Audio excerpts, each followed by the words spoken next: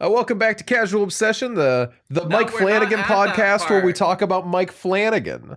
Now, of course, we talk about other things too, as we all know, and those things are the ghouls. Yeah. Baghoul, if you will. I will not. From Sinister? Well, good, because I didn't watch Sinister recently, so I didn't really want to talk about Baghoul, if you know No. what I mean. Anyone got any good ghouls this week? No, none. I have a ghoul. Emma, do share your ghoul. So this ghoul comes highly recommended from one of you, actually. Uh-oh.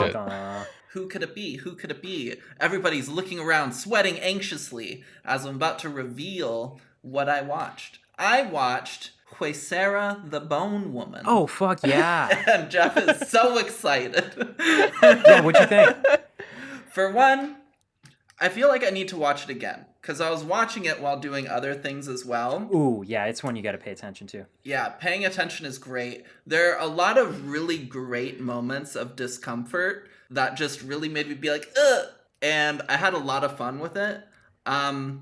The commentary it is making on women, and specifically like the expectation of women to like get pregnant, have kids and everything is incredible, and doing it in like through a horror lens for somebody that is so afraid to give up their identity from before they like had this baby is really interesting.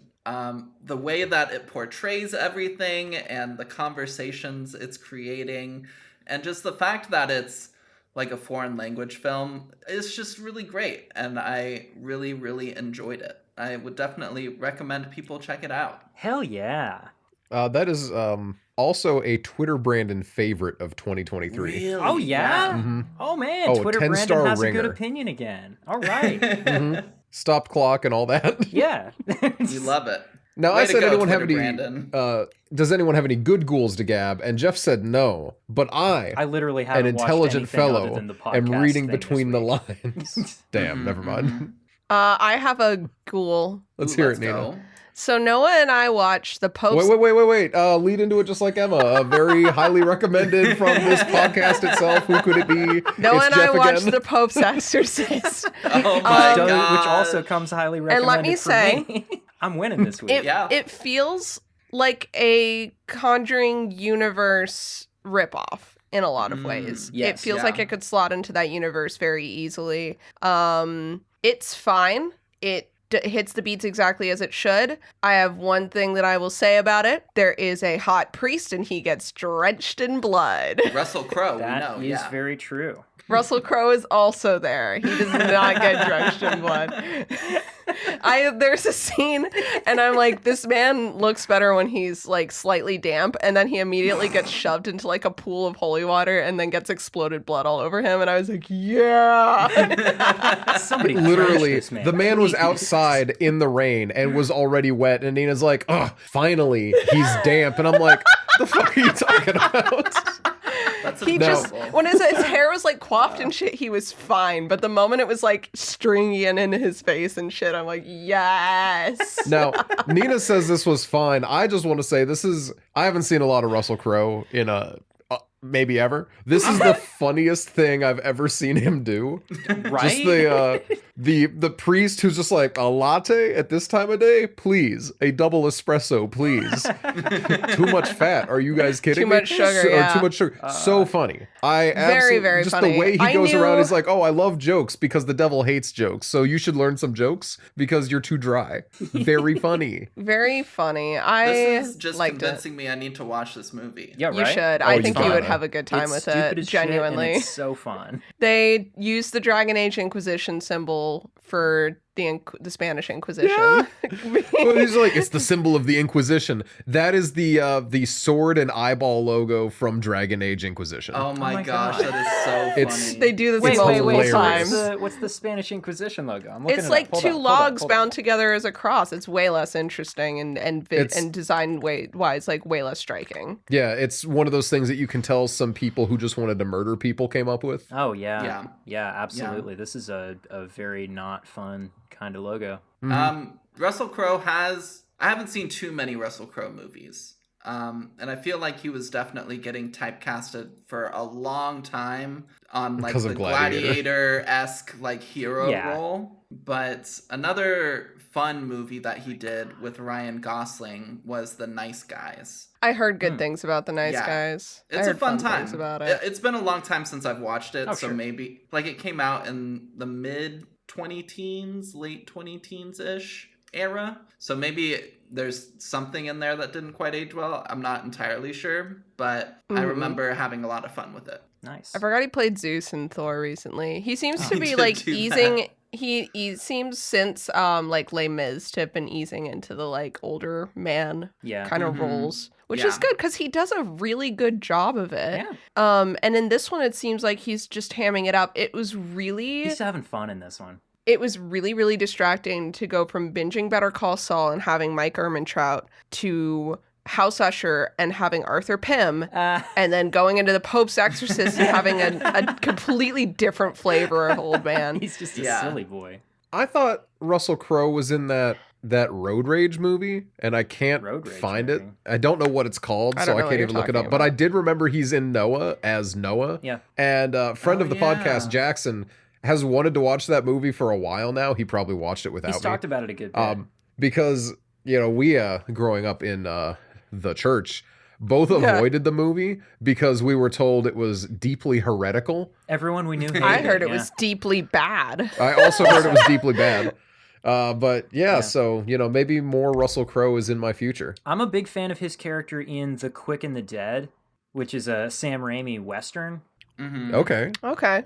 I would watch the shit out of that. I love his character because he's the like fastest You draw in scroll the past West it, type like gunslinger, but he doesn't want to kill people, and people keep challenging him to pistol duels. Oh and he's my just like, God. "What? No, I don't want to." But then he sees them reach for their gun, and his hands just like act on instinct, and he's already killed them before he can even apologize for it. I'm so excited. Oh, I love that. Yeah, Um, I love him in that one. No, I have a good a lead into your ghoul. Oh yeah, go for it. Jamie, cut this out. right, yeah. Speaking of the church, Oh my god, fuck you. So, I made Nina watch, this was not meant to play out the way it did. When I bought the movie 3, I saw it and I'm like, this probably sucks. Because I Yeah. looked at the back and the summary makes it look like a ripoff of Saw. Saw However, or 7. clearly, well, no, Yeah. Saw. Oh, yeah, Saw. Because clearly when you see THR3E, this is a 7 ripoff. Naturally. And the back thing made it look like a Saw ripoff. And I'm like, oh, that makes sense. Saw was a 7 ripoff too. So maybe we're just like coalescing for a true like gem of like kind of shit. And then A shit Oh diamond. God. Nina and I love when we pop in a Blu-ray or a DVD, right? We love to watch the trailers that land on these bad boys because it's a little glimpse into the past. Yeah, Oh, what I love it. 17 Marine Corps movies were coming out when the Resident Evil movies were being made. You know, Wow. stuff like that, How right? many movies can you even make about the Marine Corps? How many war crimes would you like to commit? That's how Ooh. many movies you can make about the U.S. military there. But, you know, the previews for 3 open up with the name Frank Peretti. Jeff, do you remember who Frank Peretti is? Oh, how could I forget who Frank Peretti is? Yeah, the Christian Stephen King. I put my we all hand- know Frank Peretti. The second trailer played and it's had the same thing. And the first time I saw it, I was like, I know that name somehow, but I didn't recognize it. Second time it came on screen, I put my hand on Noah's shoulder and I said, Noah, Frank Peretti's a Christian horror author. I read the first got to chapter of see Monster one time. Yeah. My mom liked Frank Peretti, but she told me I could not read them until I was older, so I've actually never read any of his work. Better off that way. Probably. You know, we sat through 3 Frank Peretti trailers. And then one I'm greater sorry, hold on a overall second. Christian movie trailer. Like 3 movies, the trailers for 3 movies that were all based on Frank Peretti books, or like. Correct. Yep. Oh my god. So was Yeah. 3? Was 3 a Frank No. Peretti? or- No, It 3 was is not. a Okay. different Christian author. Different Christian author. Yep. Christian thriller author. So let me paint you a picture. Oh, Let me boy. paint you a picture. we after we open up on a scene where a police person, she like her brother gets blown up. I don't remember what her job is, but she works with the police, and she wrote a book about the riddle killer, and the riddle killer didn't like it, so he blew up her brother. Okay. The riddle killer? And he Riddler says that from she Batman? They call him RK throughout the entire movie. We cannot spend too long on this movie. No, so we I will, can't. I will, Okay. I will contain myself. So after this happens, we're immediately dumped into like a theology class where I hear the name Immanuel Kant for the first time in like 20 years. You haven't watched And The that Good pissed me Place? off. Hold up. Huh? You haven't watched The Good Place? I love the good In place. the- I in hear the- Kant all the time. Yeah. Fine. Okay, fine. Noah's like, I can't 5 be bothered years. to watch The Good Place. So true. But it's like a guy talking about the nature of good and evil. Fast forwards, big spoilers for this bullshit ass movie. It sucks ass. It would have been fun and not super like awful if it didn't hate people with mental health issues so much. It like hated them. Consistently shits on anyone who could possibly have any kind of mental illness. Damn. Yeah. When's this movie from? 2006. Yikes. Okay. Oh, yeah. Yeah. Ugh. Here's the two funny things. One, Christian movie. You can't swear. Naturally. No big swearing in this movie. There's no swearing. yeah, I forgot about No big swearing. Secondly, Bill Mosby. Mosley? Oops. Bill Mosley. You know Mosley, right? I do know Bill Mosley from I those have Rob a typo Zombie in my movies. bullshit here. Yes, Bill Mosley from Rob Zombie's He plays Otis. fucking all of them. He's in every movie the dude's ever made, I'm pretty sure. Yeah. He plays okay, big spoilers for this shitty fucking movie. The bad guy, they're like, oh, the riddle killer is actually a personality the main character has DID. They're like, Seriously? and the bad guy is a character. Oh, wait. Just hold on a second. Okay. They're like, the main character has DID, and this person who's been threatening him is just his evil side, played by Bill Mosley, Yep. named Slater, who is not allowed to swear. So he's It's so funny. There's like a slew of different lines where I paused the movie and turned to Nina and I'm like, they wanted him to do an Otis bit here so bad, but because he can't call someone a fucking fuck, Right. it wasn't gonna go. did not work. So he keeps calling people little pukes. Oh, it makes me want That to die. doesn't Okay. work. Oh my god. Last thing I'll say about this movie really quick. The secondary plot twist is that the good girl character that the main character is in love with is also a personality that he's developed because of trauma, but she's still in love with him and he's still in love with her because he just loves goodness so much, I guess. Huh? The reason that his interesting. personalities split is because he was, like abused as a child, blah, blah, blah. But then when he wrote his thesis statement on the nature of evil, it made him wrestle with his internal evil so much that his personality splintered into, also, his personality is not the riddle killer. The riddle killer's another guy. Totally different guy. Oh. That his personality decided to mimic because at the end of the movie, the riddle killer gets arrested and he's like, I just really hated that guy. He was mimicking what I was doing. Last thing I will also say before we move on is, so it's because it developed when he started his thesis, this secondary evil personality, and it like resurfaced, and then on top of that, it was only mimicking an actual serial killer. Somehow this man still knew how to build bombs, like Yeah. working bombs. He builds pipe bombs. Several pipe bombs that work in this movie and do blow things up. The only thing that dies in this movie, outside of the guy who gets blown up in the opening sequence, is the main character. Remember, this is his split personality, so he did this himself. Right. His dog gets blown up. Yeah. He blew up his own dog, and that is the only death we see on screen. See, I hate this movie. You started off Incredible. this summary, and I thought that you were going to end up saying that the movie was like this, what I consider to be this like classic 2000s Christianity thing, where like all mental illness is blamed directly on demon possession. No. Yeah. No, don't worry. The movie does end with the theology professor, who's also a priest, Tries to get everyone to sign a paper that says God is dead, right?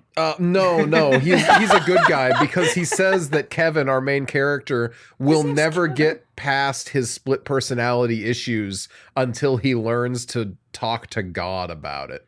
Oh, of course, right. I mean, yeah. we all know that is how it works. We all know that that's how it works. Anyway, Yeah, so that's is 3. Wow. frankly awful. Wow. Yeah, would Awful recommend. movie. Definitely watch it. This is me being. Up Do not until watch it. the Literally, do not third watch moment of them really aggressively shitting on mental illness, I was like, this is a fun enough movie that I would not be happy that I watched it, but it wouldn't be terrible. But then it was too much. Also, the lead's name is Mark Blucas. That's his real name, Mark Blucas. That's his like God-given Lucas with a name B in the the script. front. That name Yeah, sounds no, that's the No, his that is God-given the name. real life familiar, person who played the main actually. character's real life name is Mark Blucas. Mm-hmm.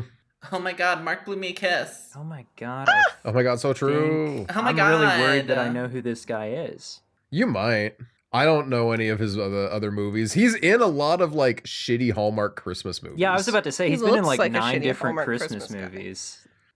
He usually plays some sort of like military character Oh, in these okay. movies. He's been an extra in a lot of like Law and Order shit as well. Mm-hmm. Yeah, I'm scrolling his IMDb right now.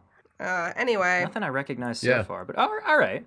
I want So, to yeah, talk about that good was- things now. Yeah, That yeah, was let's move on. my ghoul. That was an awful ghoul. I'm glad that we watched That's it a- together. That sounds like a really, truly terrible ghoul.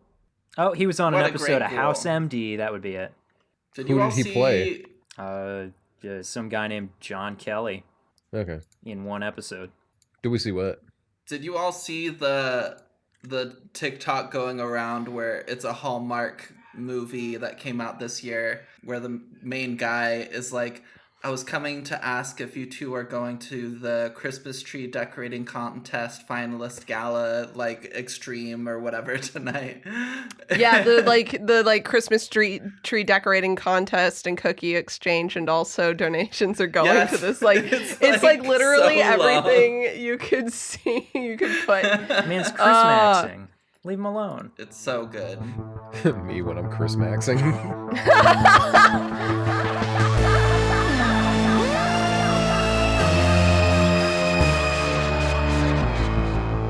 All right, we ready? We are. I'm ready whenever the Lord Jesus Christ is ready to come back.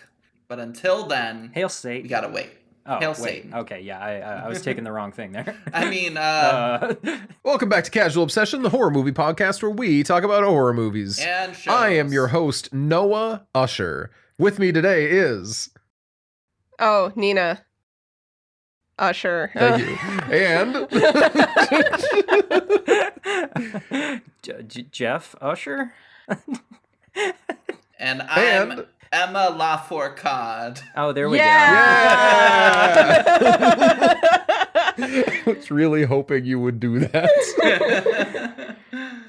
As you may have seen sprinkled in with our conversation, if you did not read the title of the episode, we are talking about The Fall of the House of Usher, Mike Flanagan's 2023 miniseries on Netflix, his last Netflix. go. Wah, Yeah. wah.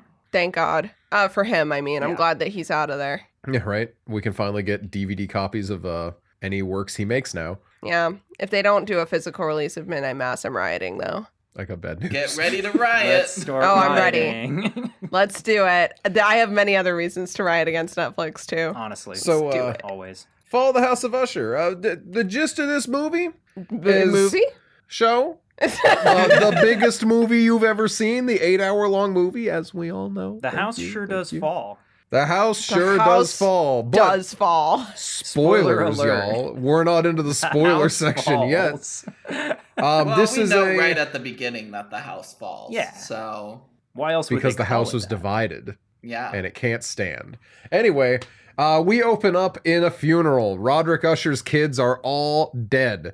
He's having a terrible time, and he calls up Auguste Dupin, who is here. He's don't look at me like that. Dupin. Dupin. Dupin. Yeah. It's Dupin. Whatever. It's a French I name, don't dude. care how. I don't care.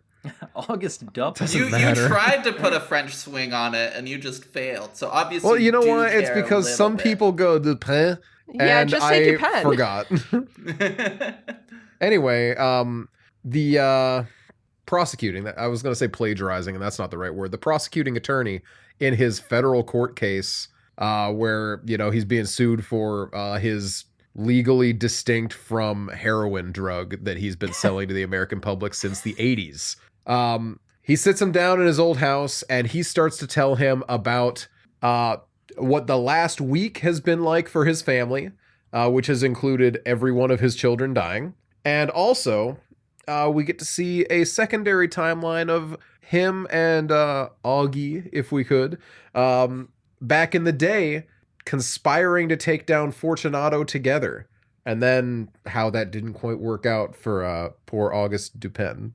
I said it right that time. Anyway, that's the big broad strokes.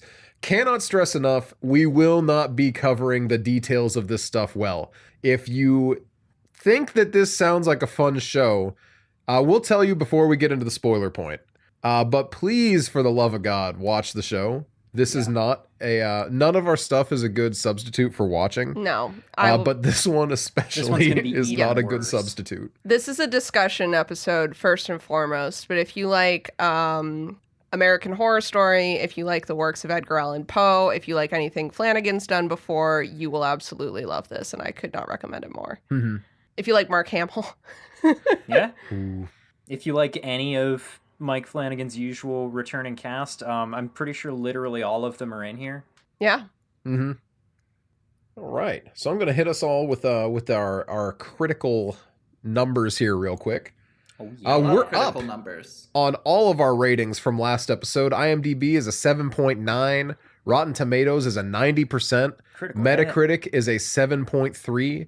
And Letterboxd is 4 out of 5. Yeah. That's the highest rank we've seen on Letterboxd in a hot second. Uh-huh. We have an Ebert, obviously not from Ebert, but from Brian Tallerico, Hey, who all right.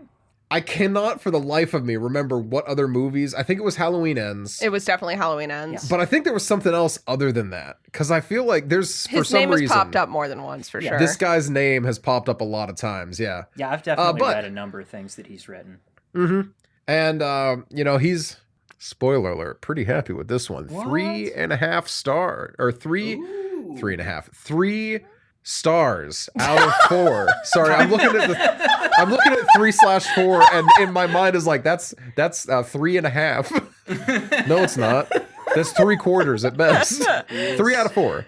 Okay. Fall of the House of Usher updates the work of Edgar Allan Poe for the era of Big Pharma, turning his most famous tales into a sprawling story of the decline of a wealthy American family. Its succession meets the Telltale Heart, a story of vengeance, power, betrayal, and bloody parts. It can sometimes feel simultaneously overcrowded in its cramming in of various sources, and narratively thin at the same time, but Mike Flanagan's craft and his assemblage of returning performers keeps the pendulum swinging through 8 grisly episodes of horror television that should appeal to any fans of The Haunting of Hill House or Midnight Mass. In a month filled with surprisingly lackluster new streaming shows and films for horror fans, it is a highlight. Dropped on October 12th, 2023. So, 2023 was not a hot, fresh month for streaming horror. There were a lot of other things that came out, but yeah, horror was a little lackluster relatively in October since the rest of the year before had been so good. So, you know, that's our Ebert. And one last hit, and then I'll shut up for a minute. We got Twitter Brandon. Twitter Brandon, I don't know if he watched this show, but Twitter Brandon loves the other ones. Sobbed his face off at the end of Bly Manor. Sobbed his face off at Hill House. That's the right thing to do. Yeah. However, Did he sob his face also off at loves Midnight Dr. Mass? Sleep. I don't want to know. Didn't see because I couldn't find anything for Usher, so I just searched the name Flanagan. So all I saw was the tweets that were about Flanagan. Oh, sure. Okay. But he did put out this banger into the universe: Mike Flanagan versus Rob Zombie in a fight to the death for ultimate wife guy in horror. What? Okay, yeah. What about who? Dario Argento. Never mind. Yeah, yeah.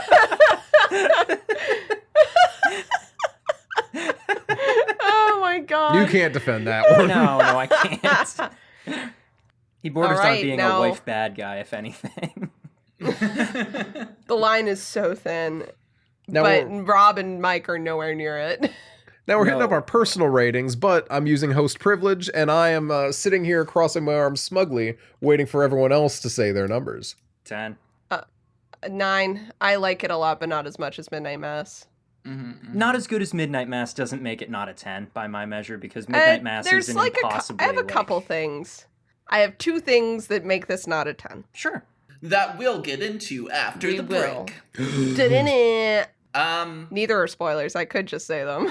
For me, I think watching through the show again the second time and really paying attention elevated it for me a bit.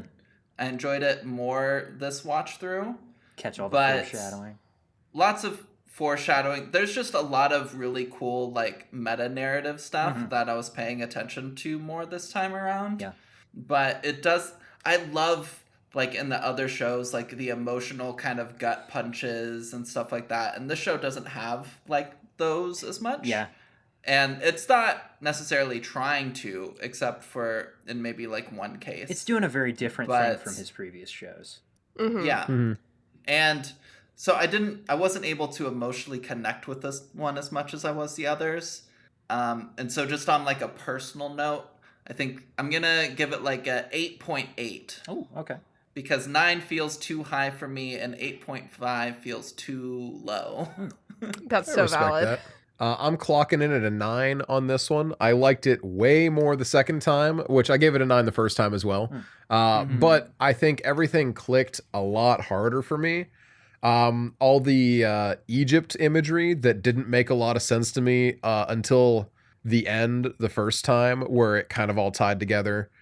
Right down to like some details like plaster dust on Roderick's hands in episode 1 in the flashback. Yeah. Like a lot of that Yeah. stuff works really, really well on a second watch. A lot of the emotional lines that are there hit a lot smoother. Knowing where different characters are going and getting to see the seeds of those laid like early on, it's just really, really enjoyable, and I like it. Yeah. I like this one a lot. Knowing how everyone's relationships affect each other and who dies doing what, and how that relates back to the people before them who have died, or in some cases how the people after them are going to die, is so interesting. There's a lot of mirroring between the siblings, and I have to say that the flashback scenes in this and the 1979 stuff and before work so much better on a rewatch for me. Absolutely. Oh, yeah. Knowing where that's going and what that is leading to and why it's there, worked way better for me the second time around. One of the things Brian Tallerico mentioned in his review was that the flashbacks were kind of wheel spinny for him. They felt like padding for the show, and he did not care for them. And He was I like, I kinda think felt- he well- said, like, I get it. Like, Roderick and Madeline are evil. I don't need to know, like, too many details. yeah, and I personally liked the flashbacks way more on a rewatch than I liked them the first time. What we're saying is, Brian Tallerico, rewatch House Usher, please. He probably We know won't you're change his listening. mind. We know you're listening, Brian. Brian, hey Brian, how you doing? Brian. I don't know. Also, hey Daryl. On my first watch, I was a little confused by, I don't know, sometimes the lack of information in certain flashbacks, but I kind of felt like that was sort of the point, right? Like you're supposed to be like sickeningly aware the entire time that something is being kept from you, and it keeps like coming back to remind you there is something that you're not being told here. And then like also the whole time they keep like, showing you shots of that wall. And you kind of know from the beginning there's going to be some significance to this wall.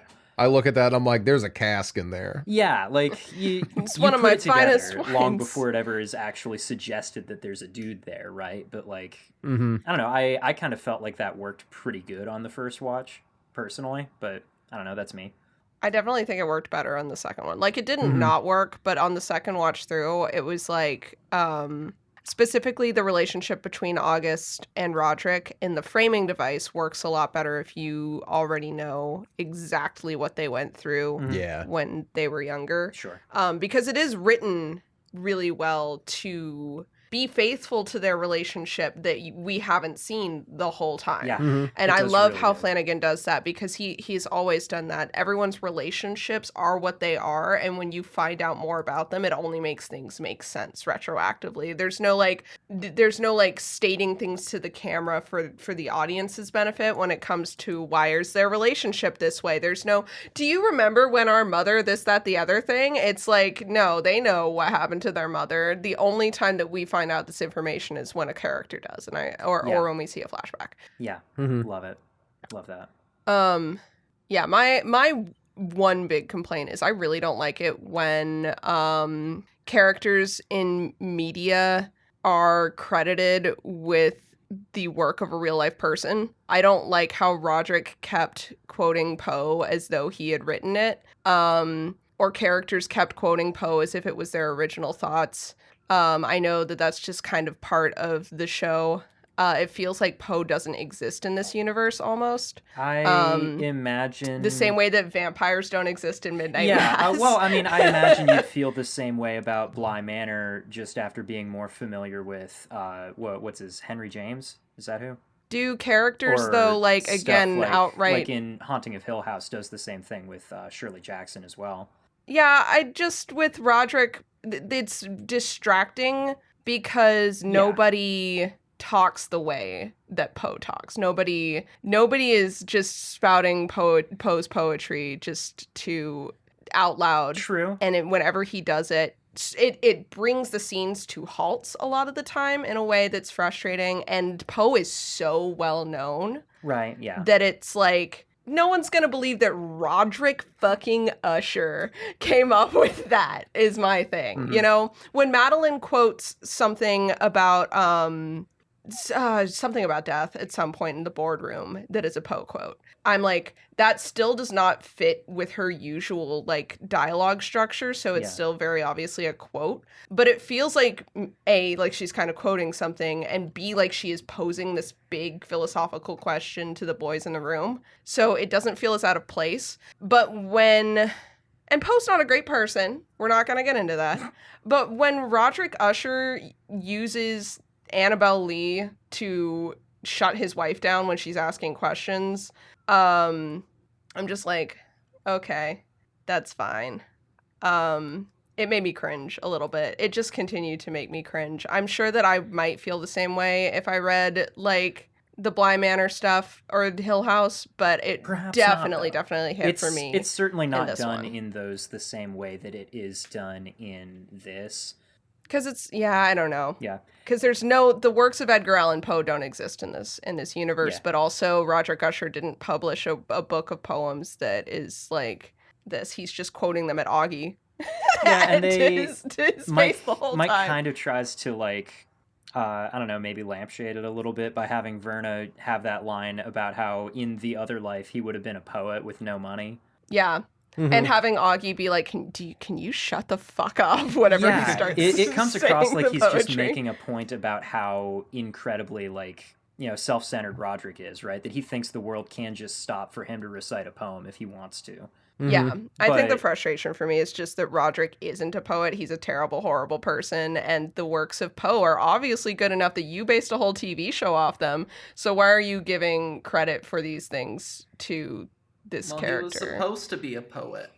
He was gonna be a poet if he didn't make the deal with Verna. But he did. But he did. But even back Anyway. then, like, he had like a poetic like mindset. Yeah, I don't know. And I I understand think the it's issue with it. I cringe, get it. Yeah, I get it. I just, every Absolutely. time that it happened, it took me out of the world that we were in, and it made me a little uncomfortable. Yeah. Not like in a like, oh, this is making me like feel gross or whatever. It was cringe is the only word that I can use to describe it. For me, my only issue with the show is that there's just moments in the ending that come across as, to me, a little bit hokey in the way that Mike's endings frequently tend to be.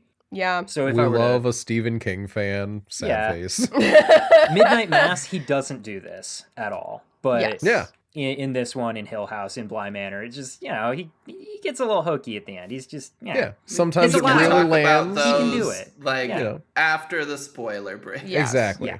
So we got some content warnings, We and by really some I do. mean we have more content warnings than we've had to date.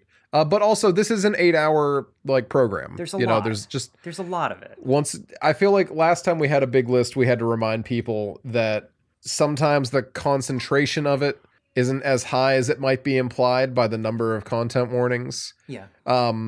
Same kind of deal for this one. It's spread out over 8 hours, but there are some through line ones that like the drug abuse angle and stuff like that, the big pharma shit. That's the Yeah. through line of the whole show. So be aware of that one going in. But the rest of them, in no particular order, are as follows. We have suicide and attempted suicide. We have animal abuse and animal death. We have gore. We have domestic abuse, memory issues, manipulation, rape mention, torture, medical abuse, and hallucinations. So there's a lot of stuff, and some for the most part, it's just each episode kind of sticks with its own theme that you can kind of see where it's coming from pretty early on in the episode. And then other stuff hits multiple episodes. So yes. And if you see something that looks like it's going to start to be a theme and you're like, maybe they won't show much of it. Nope. They will. Specifically talking about the medical abuse. If you can see where it's going and you think to yourself, I don't really like this, but maybe it won't be too much of a focus. It will be, it is. Yep. Yeah. Mike does not Yeah. hold back on this one. Yeah, I mean, this entire family is just like this family basically exists in real life. I forget their name, but there's a family that's largely credited with causing the opioid epidemic. Oh, yeah. And Who own they're OxyContin terrible and whatnot, which Ligadone is people. definitely Yeah. not based off OxyContin at all. Don't worry about it. yeah, absolutely. Yeah, it's a made up fake drug. Yeah. Yeah. Wink, So, Emma- wink. There's a lot of questions I have for you that I'm gonna save for later in the episode. But I'm a so question excited for you to ask me questions. well, I'll ask you a question now then. Just one though. Just Oh. one. Emma, was this show, if you don't mind me asking, scary? And if so, could you give us a rating on a scale of, shall we say, 1 to 10? Ooh. Wow, what a great, well thought out and researched question. Thank you. Thank you. Get this guy I on would Hot say Ones. this show has some jump scares ish, kind of, yeah. Mhm. But overall, it's just very much a dark, dreary, and kind of like upsetting show. It is a very upsetting show at times. Yeah, looking back on it, and as I think about the show, I don't think about it being like overly like scary, but it is very kind of depressing and drab and like dark.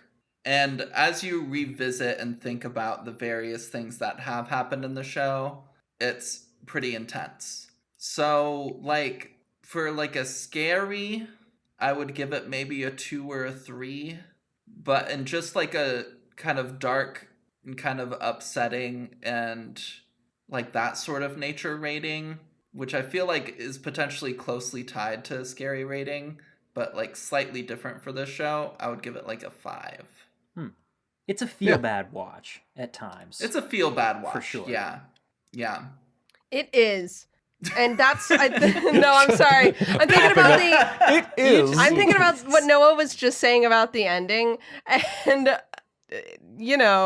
there's an attempt to make it not a feel bad watch. It does not succeed. I think that any of the positive monologues that we get near the end to try and be like, we've offset all the bad done, is completely negated by Madeline's final monologue. Yes. Madeline's final monologue is so devastating in what it says about the state of the world right now that nothing that is like but we can change things feels so weak, and I wish he hadn't even tried. Yeah. It's rough. And I think that's partially why I struggle with this show and like connecting to it on an emotional level. When I was young, I was a very angry person and I had like anger issues and stuff. And I've overcome that, and like I'm not an angry person anymore, I would say. I'm a very like chill person, but I like to be emotional. I like to be sad and like watch media that makes me sad and makes me feel things. And a lot of Mikey Mike's shows up to this point make you feel very deeply. They sure They're do. very profound. They're very like romantic and sweet at times. Yeah. And also just really kind of sad and unfortunate and tragic, while also having this kind of like horrifying undertones. And it's great, and I love it. And this show, I feel like the driving force of emotion is like anger. Like somebody who really hates the rich and really wants to see rich people suffer, this show is like great for them. And It sure I don't is. love the rich. I don't like them. I would like the rich to kind of like have some downfall and In their love houses, to see you their might say. houses fall. Yeah. But like watching them in a show where I'm just like, I just feel bad.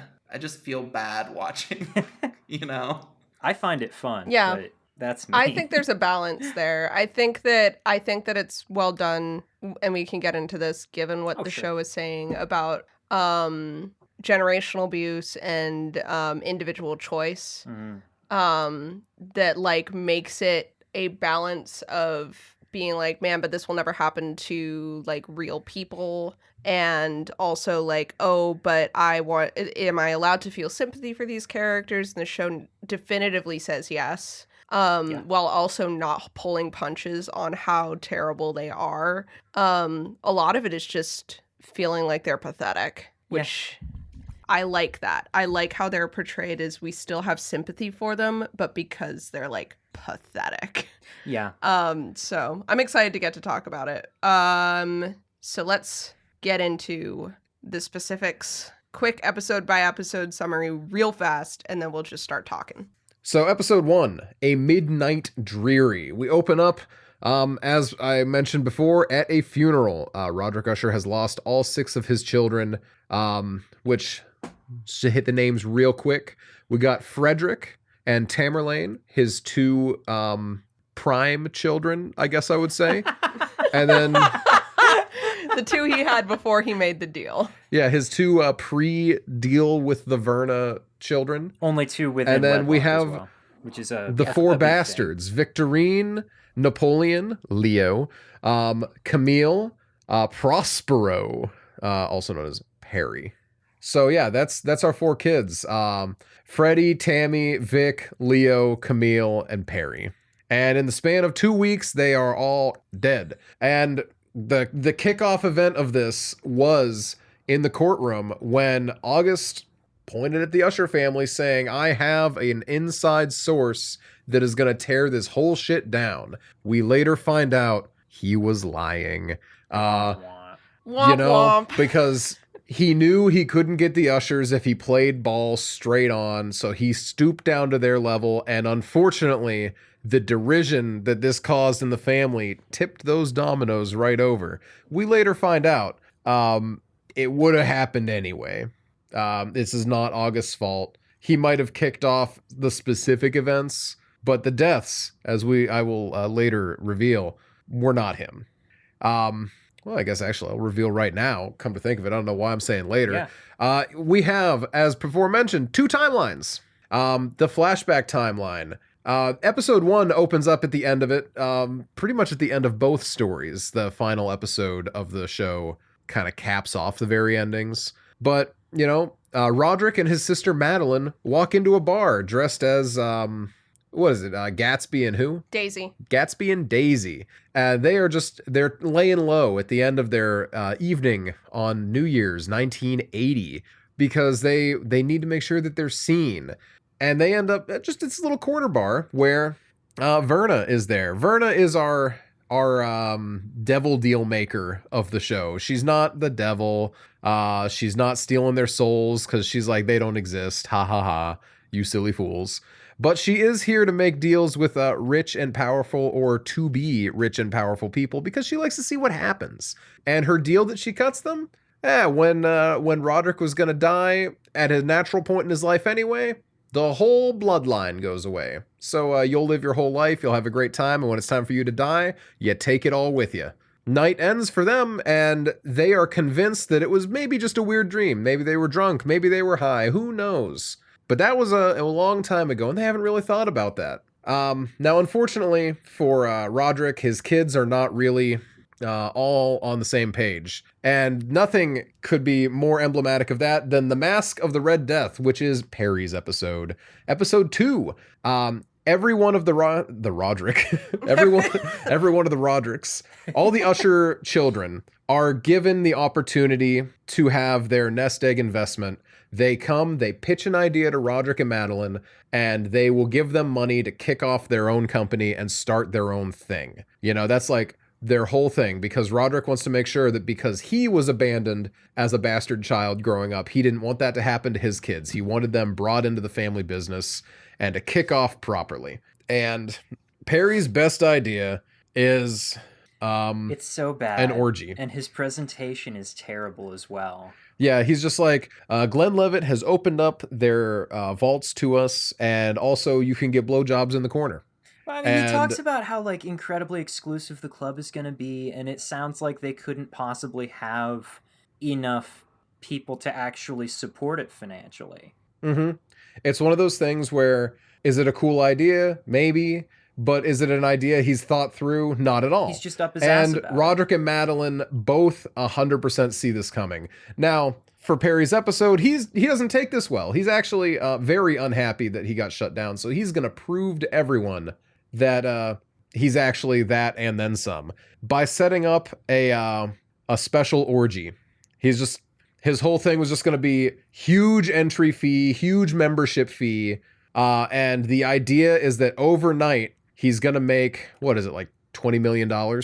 Something like that. Yeah, he's trying to charge like $10,000 or $20,000 at the door, and it's like complete secrecy and anonymity. And yeah, everyone checks their electronics before they go in. The link doesn't get clicked in 5 minutes, it disappears. And yeah, very like for high society people who just want to blow off some steam and have fun. He's got the party angle down. Unfortunately, short-sighted Perry is using this as his moment to just blackmail people. He has cameras set up all over the place, and his idea is that this, and I'll get into my theories of why I said that later, because that doesn't make a lot of sense until I talk about it. Apologies.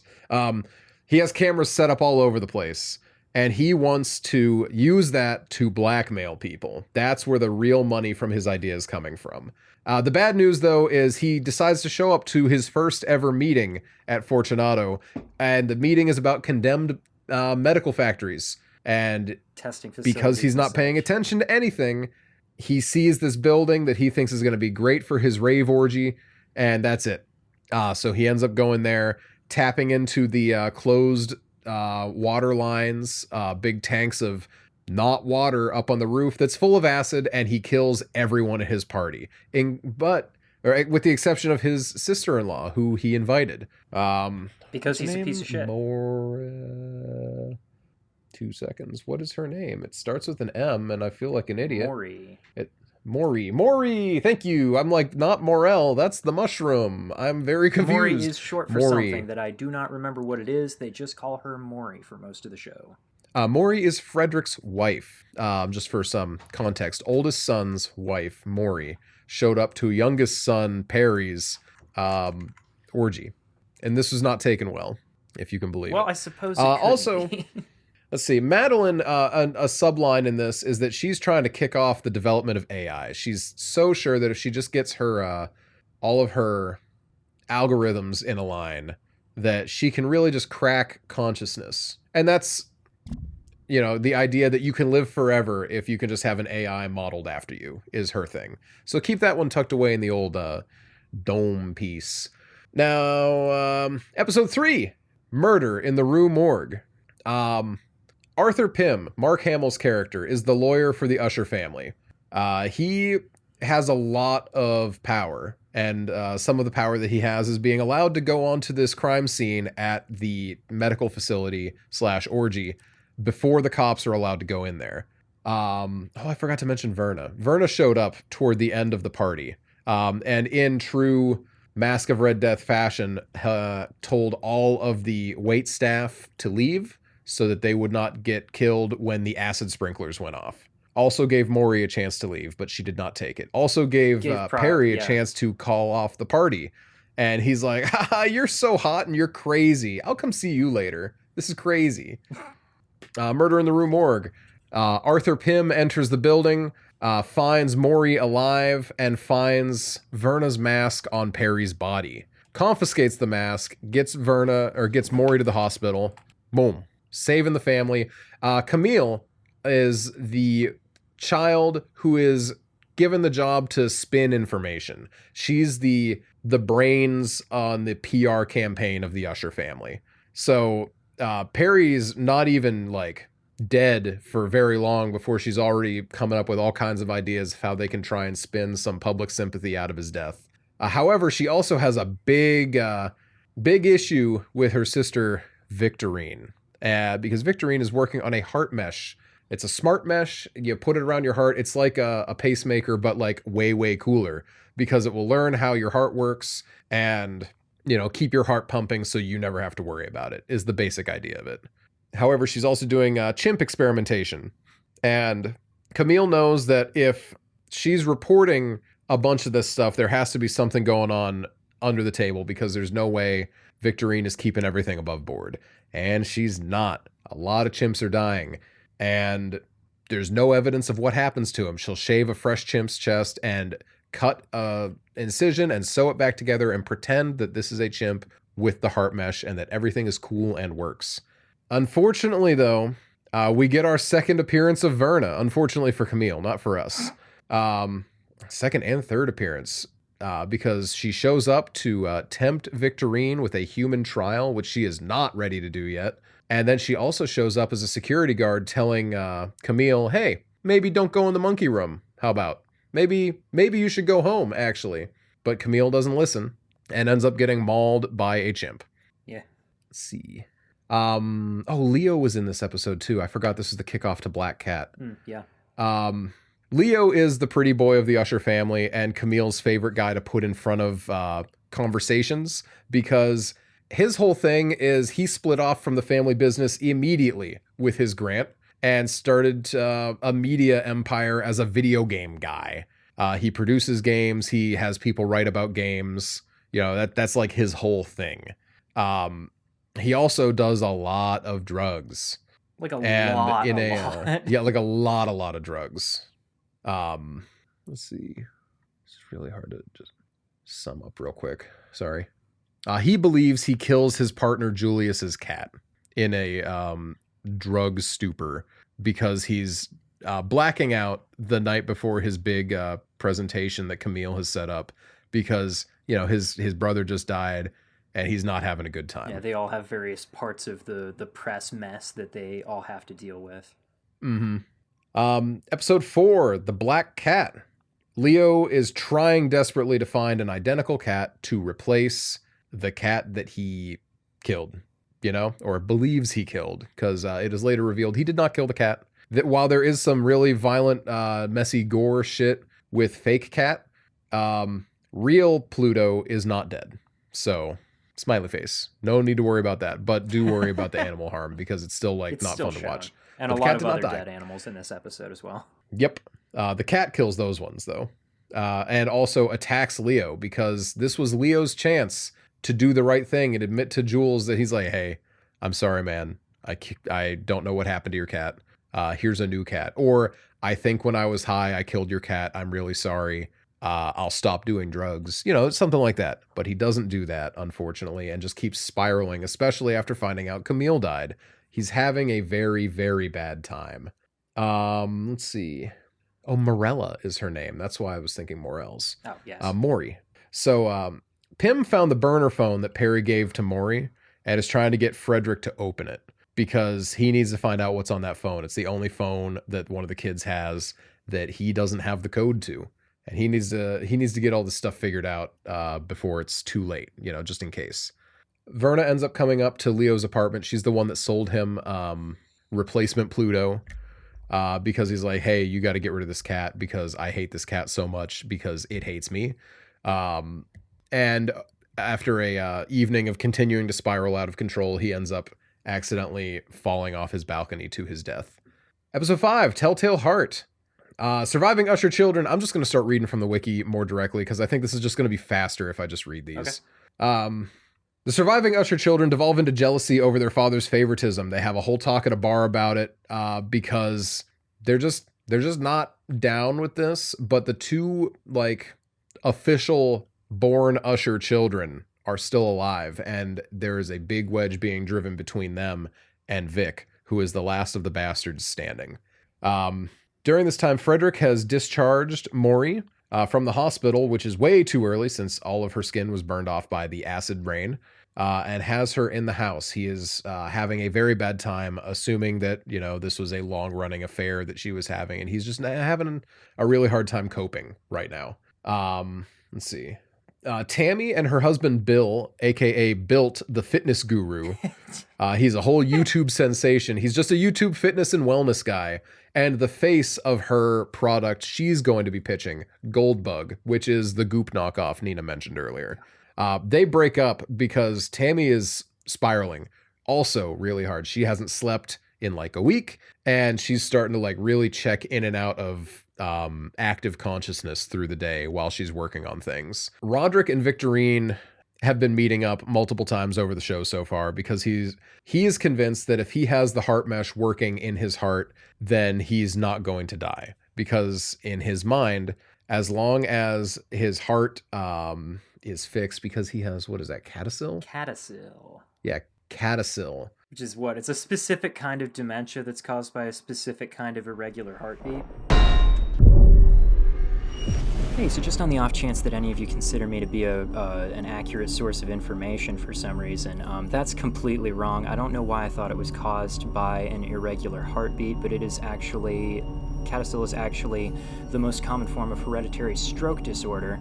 It is part of a family of disorders called leukodystrophies. If you want to look that up, the most common clinical manifestations are migraine headaches and transient ischemic attacks or strokes. They typically hit between 40 and 50 years of age, but they have been documented within a wider range from 30 to 70.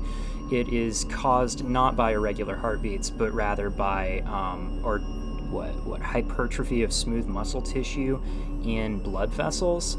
And it presents with just things like, migraines and strokes, and then eventually it progresses to subcortical dementia. Something like that. And that's one of the reasons he's really excited about the heart mesh, is because in theory, to him, this will solve all of his problems, and he's not going to have to suffer the side effects of what also killed their mother. Unfortunately, though, Vic is also having a really bad time. Vic's girlfriend, you see, she is the doctor and the mind behind the heart mesh, but Vic wants to make sure this happened and forged Allie's signature on a whole lot of medical paperwork, which is mirrored in the flashback, but we'll get to that in a second. Where she signed her sign off on a lot of very sketchy practices, and when Allie's looking to go break up with her and leave and tell the world about how shitty the Usher family is, Vic throws a bookend at her head and kills her. And in that moment, also cuts her open and installs the heart mesh on her heart to try and, bring her back. And over the course of the episode, because this is the Telltale Heart, you see, she keeps hearing the switch sound of the heart mesh pumping, but which ends up culminating at the end of the episode when Roderick comes over one last time to say, hey, honey, it is really important that you fix the heart mesh problem because I need it yesterday. Unfortunately, she is like, can you hear this sound? She turns her music off and he can hear the sound of the heart mesh going. And that's because Allie is in the other room with her chest cut open and the heart mesh out on display. And upon realizing what happened, Vic kills herself. Now there's because of Verna being present, she's been on camera, and Arthur Pym, fantastic lawyer that he is, lawyer hitman fix-it guy, is like, hey, who is this? Do you have any idea who this is? This person is not on payroll. This person's not on payroll. Why is she the security guard? Why is her file at Vic's house? Why was she at the orgy? Why is this photo on Leo's phone of her at the cat shelter? They can't confirm that it was her at the orgy. They just know that there's a masked woman. And good it's point, like yeah. a whole thing when he's They talking assume it's about the same person. Yeah, he eventually. says that everyone that they talk to who saw her says the exact same thing. Just red cloak, killer body. That's it. Mm-hmm. But now we're at episode 6, Goldbug, where Arthur has put together that he's pretty sure that this is the same lady the entire time, dating back to the early 1900s, because he's finding pictures of her with a lot of like powerful families through the years who, for the most part, I believe the examples are all people who have had pretty nasty public downfalls, or things have like shaken their pretty solid grasp on where they got to, or they are young enough money that like you can assume that's the point that they're heading to, which is the thing that has convinced Madeline that this is 100% a real problem, and also the bartender from back in 1980, because she remembers that way better than Roderick does, because they have elected not to talk about it, but Madeline's smart and doesn't just forget things that she's chosen not to talk about, unlike Roderick. That's mean. Roderick has dementia. Oh, okay. Okay. Firstly, face the mic when you say that shit. No. Secondly, you know that's not the point. But we're here to talk about Goldbug, Tammy's special thing. Thing I haven't mentioned about Tammy is that she and her now ex-husband Bill had a whole like prostitute thing going on, where Tammy does not like to get physically involved with everything, so she outsources, to quote Roderick, outsources intimacy to the prostitute, who this time around happens to be Verna. Well, not this time around, a little while ago happens to be Verna, and has been appearing in the background of a bunch of Bill's like workout videos as like a special prize winner, or just maybe out on the street way too close and kind of showing herself near the family, which Tammy's not okay with. And she is also convinced that Bill is trying to replace her with Verna. And in her in the state that she's in, while she thinks that Bill is trying to do that, she says, "I'm going to replace you. You were just an asset to me. I own your name. I own your channel. I own your whole identity." So they end up splitting off right before the Goldbug launch. Let's see. On the other side of things with Frederick, Morella is kind of like starting to come back too. And Frederick is not okay with that. So he has some nightshade extract, right? Yeah, and this is another one of those kind of running threads through a number of the stories. It's like a lot of Victorine's experiments were only as successful as they were because they used this experimental nightshade derivative that is apparently like a really strong paralytic, but it's the kind of really strong paralytic that you only see in movies, where you are immobilized and completely aware the entire time. This is something that, so far as I have ever been aware, does not exist in real life, but it's always name dropped in movies and stuff, and lots of times they'll like give it a name that belongs to an actual drug that has a completely different effect from that. And Mike kind of like puts in a little joke about that when Frederick's talking about it. He's just like, yeah, this stuff works really good for this. It's the only stuff that does this kind of thing. And he like just doesn't know what it's even called. Actually, that's like an on-running bit with Frederick. He doesn't know what anything is called. He doesn't know jack shit about anything, yeah. When Dupin says that there's an informant in the family, Frederick can't stop saying that there's a mole in the family, which both Perry and his daughter Lenore are like, it's not a mole, actually. A mole is someone it's from informant. the outside. This is an informant. Frederick also has these, like, every other character in the show has monologues. Frederick has, like, anti-monologues where he talks and manages not to say anything at all for 3 minutes straight. Oh, yeah. It's really great. But he is continuing to drug his wife and not take care of her. This is where a lot of domestic and medical abuse kicks in. Yes, and the torture. This is, I'm gonna put a little gold medal on this one as hardest to watch storyline of the show. But with such a satisfying conclusion. a very satisfying conclusion. But it is a very difficult to watch storyline Very much. as things go. Very much. We're at the Goldbug launch now, and Tammy's really just having a terrible time. She hallucinates that a sex tape of her, Bill, and one of the hookers is played on the big screen TV while she's trying to do the Goldbug launch, and she And the presentation thinking that the presentation is the already, presentation's going it's terrible. incredibly rough before that even starts happening. Like, it's already devastating. But she keeps thinking that Verna's sitting right behind Juno, the incredibly, I forgot to mention Juno exists at all, Roderick's incredibly young wife, like Perry's age Yeah. wife. Really unfortunate. So she throws a microphone stand at Verna, but just clocks Juno instead. Madeline, however, also saw Verna this time, and while trying to go and get her, gets right up to her, grabs her, and she turns to dust, which Nina has told me is a Macbeth reference. Oh. But the reference is the way that she rubs her hands afterwards. Oh, Okay, still a yeah. Macbeth reference. Yeah. I wouldn't know that because I don't know jack about Shakespeare, but that's not the point. Well, except for what's in Sons of Anarchy. There's more Macbeth references throughout, but I will talk about that when I get to my fun facts later. Cool. When we finally get home with Tamerlan, she keeps seeing Verna through the mirrors of her gigantic This apartment. is my favorite scene in the whole show. And she's smashing mirrors while Verna's trying to tell her, maybe you should call Bill back and settle things with him amicably because, Tammy's realizing that maybe Bill wasn't the problem this whole time and maybe she was lightly the problem and, stuff like that. Unfortunately, she instead elects to attack Verna by smashing the mirror above her bed, falling down onto her bed again after smashing it and being decapitated by a big-ass mirror shard. And the shot sits on it for a minute as well. It's incredible. I love it. Yeah. Nina described this as Mike redoing Oculus, but in the outside world instead of in a closed system. I kind of see it. Mm-hmm.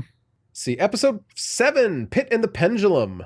You may have been counting. We're down to our last sibling, and it's Freddy's turn to bite the dust. Finally.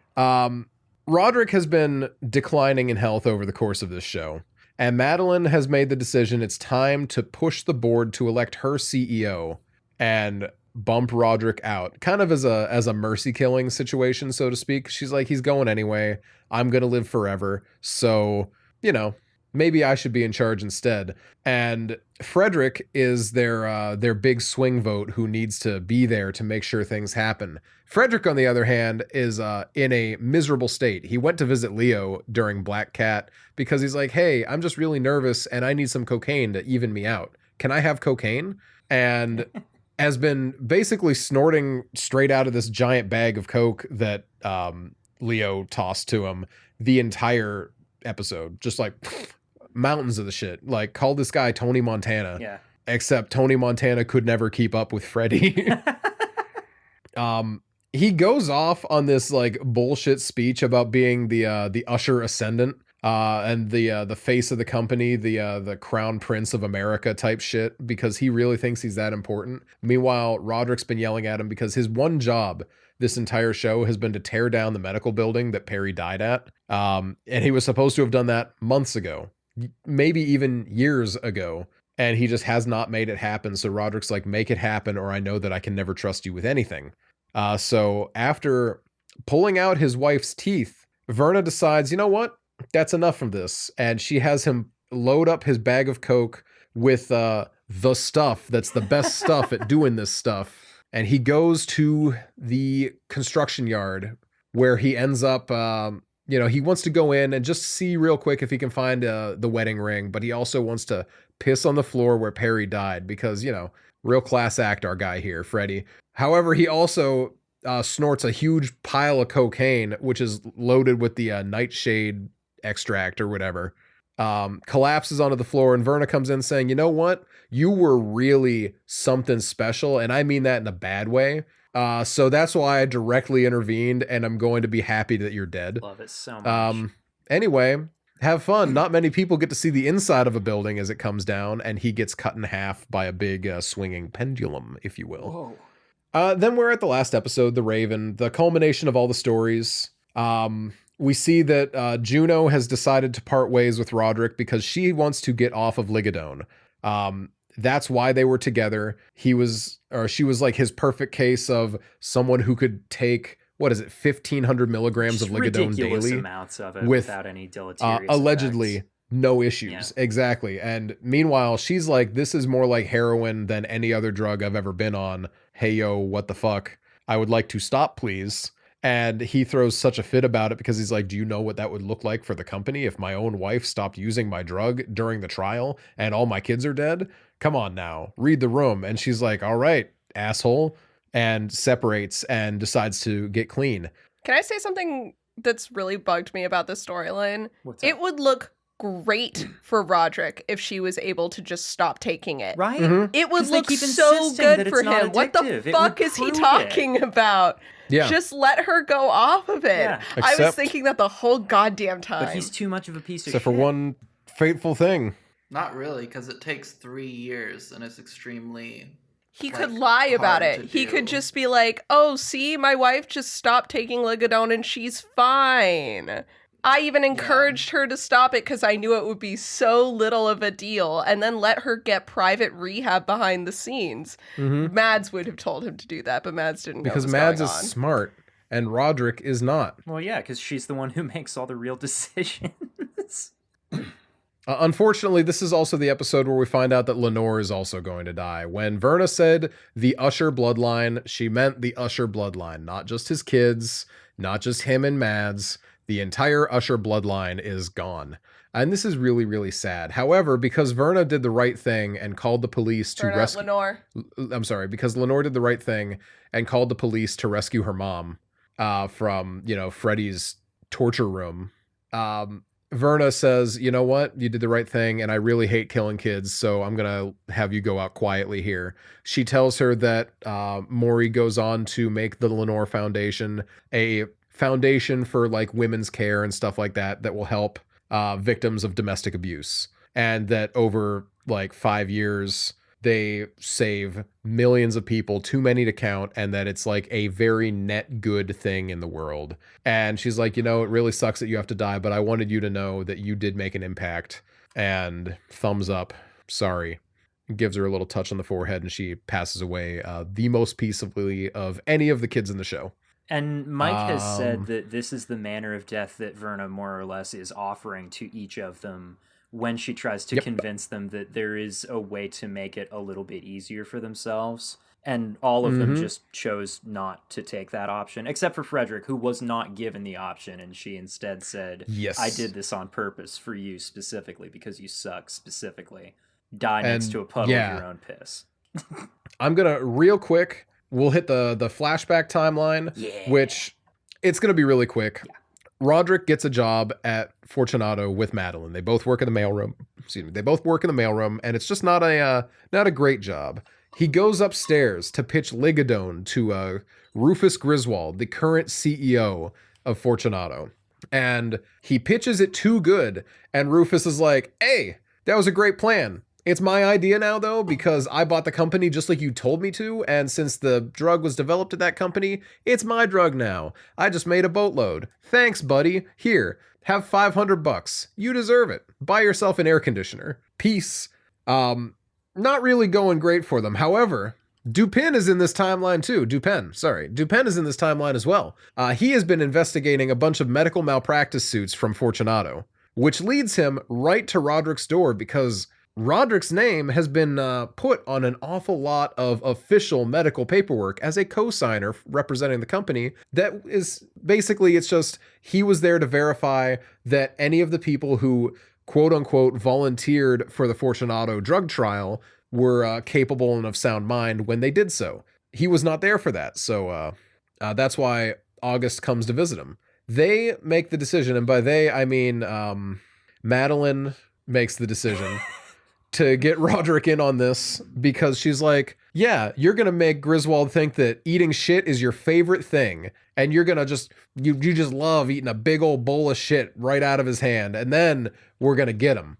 And you think that the way they're going to get him is by going through this big like lawsuit situation and getting the company taken down. But no, instead, Roderick pulls the Uno reverse card and eats another big bowl of shit. And the company's like, oh my God, this guy's the coolest guy we've ever had in our lives. Rufus, this guy you found, he's great. And Rufus is like, yeah, this was me and his plan the entire time, actually. We both planned it together. It's important to clarify, he doesn't eat a bowl of shit. What he does is he shows up to the, like, you know, thing he's supposed to testify for, and then instead says, that's not a forged signature, that's my actual signature. This company has never done anything wrong, and this investigator guy has been showing up at my house every night, and he won't stop harassing me. I only showed up to tell you that his behavior is inappropriate, and you should get him out of here. Yep. Which destroys August's reputation. But he's let out pretty much right away because Fortunato is like, hey, we like you, Roddy. Come to our Christmas party. You were invited already, but you can come now as a guest of honor. Griswold is showing him off to the entire company saying, this is the guy that saved our asses. Isn't he so cool? I told the board and the shareholders about how cool you are. And Madeline's like, all right, cool. The time has come. Hey, drink this Amontillado and meet me in the basement. And Rufus is like, I love Amontillado. And he drinks it and ends up in the basement. And if you've ever seen the internet, you know all the jokes about this fine cask of wine in this pit in my basement that is brick-upable. And he gets bricked up in the basement. And after they lock him up down there, they're like, well, he's going to die. We should not reappear at the main party. We should instead go to a tiny neighborhood bar where we can be seen and noticed but not scrutinized. And that's where they meet Verna. And Verna cuts them the great deal of, you'll live to the end of your natural life, 40, 50 years, something like that. And you're not going to have any issues with the law ever. You're never going to see a single consequence for your actions. And then when you would have died anyway, everything's done. The whole thing comes down with you. You will never see an ounce of consequence. Smiley face. And they both go, yeah, I'd do that. And now here we are at the end, where he's confessing the entire situation to August, and the show ends. We did it. We did it. We made it. That house finally fell. The house finally the fell. house does collapse on Roderick and Madeline. Like, yep.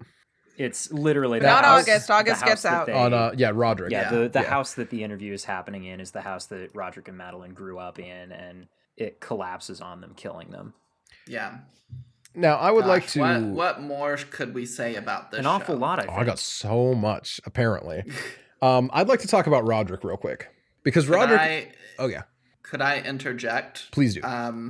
So I think another good baseline we could do for the show, in our discussion of the show, is, as Nina is our Poe expert, as the only one that's really familiar with the Poe stories. The Poe keeper, Poughkeepsie, one might say. The Poughkeepsie, or Poughkeepsie. Could you give us a quick rundown of some of the major stories that are featured in the show? Sure. There's a few Poe stories, and then there's also some extra stuff that's kind of drizzled in for flavor. But the opening episode and the final episode both reference The Raven, which is a poem that Poe wrote. And then the first episode is based on, they're all titled after the story that they're based on. The first episode is based on The Mask of Red Death, which is a short story about a town that is experiencing the plague, but the prince has holed himself up in a castle and is throwing a party with all of his besties as people die down below. And then this guy in a mask shows up and walks through these rooms, and everyone in the room dies as he walks through until he walks up to the prince and grabs him by the neck, and he dies. Nice. Murder in the Rue Morgue is Poe's detective story. The first one, the big one. This is Sherlock before Sherlock existed, and this is what August is from. Poe's detective was Auguste Dupin, C. Auguste Dupin. And August, you get hints of this, but the most obvious one, because just like Sherlock, he uses deductive reasoning to solve the mystery. And we get one really big hint of this in the episode where August shows up to Roderick and Annabelle Lee's house and runs through his observations on them and who they are. And you might think, wow, that seems really heavy-handed. No, that's just how August is in the books. It's extremely beat for beat Sherlock. Sherlock had not been written yet. Sherlock Holmes did not exist, but it is very much, we open the story of Murders in Rue Morgue with August running down some observational shit to a companion. Love him. 10 out of 10. Murder in Rue Morgue. People get murdered by monkey. There are certain things that when you see them in this show and you are familiar with the story, you're forever before you get there, you know exactly what's coming. The moment the heart mesh was introduced, I knew what was going to happen with it. Yeah. Black Cat is pretty much beat for beat the same, but the cat does die. Telltale Heart. Dude kills his caretaker, or this old man he's a caretaker for that he hates, buries him, thinks he can hear the guy's heartbeat, is like, I got this. I invite the cops in. I'm going to talk to them in a calm and orderly manner, but I can hear the heartbeat the whole time, and finally I lose it and confess. Goldbug is just a adventure story. That inspired Treasure Island. Yes, it is. Right. It has a lot of similar treasure hunty sequences. I've not read Goldbug, to be honest, but I have read The Pit and the Pendulum, which is a short story about a guy who has been arrested by the Spanish Inquisition and is being questioned. I wasn't expecting that.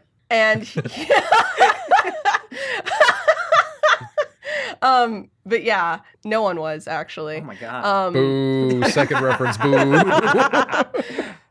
But this guy is trapped along the edges of this pit, and the walls are pushing him towards the pit. And when he will not confess, even as he's about to be pushed in, instead they strap him to a table and have this pendulum kind of descending on him. But he's able to use his food to get the rats to chew through the ropes and let him out, I believe. And he is eventually saved. Not so for Freddy. There was... So there was a like Poe-based movie that I saw in theaters like in the 2000s or 2010s. Was it called The Raven or something? Maybe. I don't remember. I remember something like that coming out. Yeah. And I remember there was like the kind of swinging blade in it. And I was like, was the movie called The Pit and the Pendulum? Which it wasn't. I think the movie I saw had John Cusack in it. But there is a movie from like 2009 called The Pit and the Pendulum, and I just have to share I'm so excited. This poster with you all. It is truly iconic. Oh god, that's awful. Oh my god. Why is he wearing a mesh shirt? Why not? Everybody, you just need to like go and Google this movie. Yeah. Truly an incredible poster. That's horrendous. We used to be a proper country back in the day. This is the cover that I would expect for the Pit and the Pendulum porn parody. Yeah, actually. Yeah, That's what it looks like, right. fully. Let me make sure this isn't a porn. I'm just gonna Google Pit and the Pendulum porn parody, and surely nothing will go wrong. Surely. Oh my god, you're not gonna believe what just happened. So, as far as Poe goes, really quick before we get into just a grand discussion of the characters and stuff, a couple things about Poe and other things to do with this show. First of all, kind of off topic, something that always bothers me is that a lot of Brits like to claim Poe. Poe's from fucking He's from like Maryland, isn't Baltimore, yeah. Yeah, he's a Baltimore icon. Yeah. That's why the Ravens. That's why the Ravens Poe. are called the Ravens. There was a fucking there's a couple people that I've like. There are a couple. There's like there was this like cringe ass British rapper when I was a kid who had a fucking rap about being British in which he mentioned Poe, and I have had beef with him ever since. And then I know a lot of people I speak to just in general think Poe is British, which frustrates me. He wasn't. Yeah. He was from that's Baltimore. wild. People just hear the name Edgar and they think he's English, I think. He has 3 whole names, and they're like, that's got to be a British guy. He's not. He is American. Other than that, things referenced in this show that are not Poe, we do have some Macbeth. There is a very clear allegory with Madeline and Roderick to Lady Macbeth and Macbeth. In that play, Macbeth is very much just kind of fumbling around based on a prophecy, and Lady Macbeth is the one encouraging him to take strides because she knows that she won't be taken seriously, so she needs to make sure that he makes the right decisions. In Macbeth, when Lady Macbeth starts to realize that things are not going perfectly well and that this prophecy, which does end in their downfall, is actually going to end in their downfall, she rubs at the palms of her hands as she sleepwalks to get out a stain that she imagines of blood from the crimes they've committed.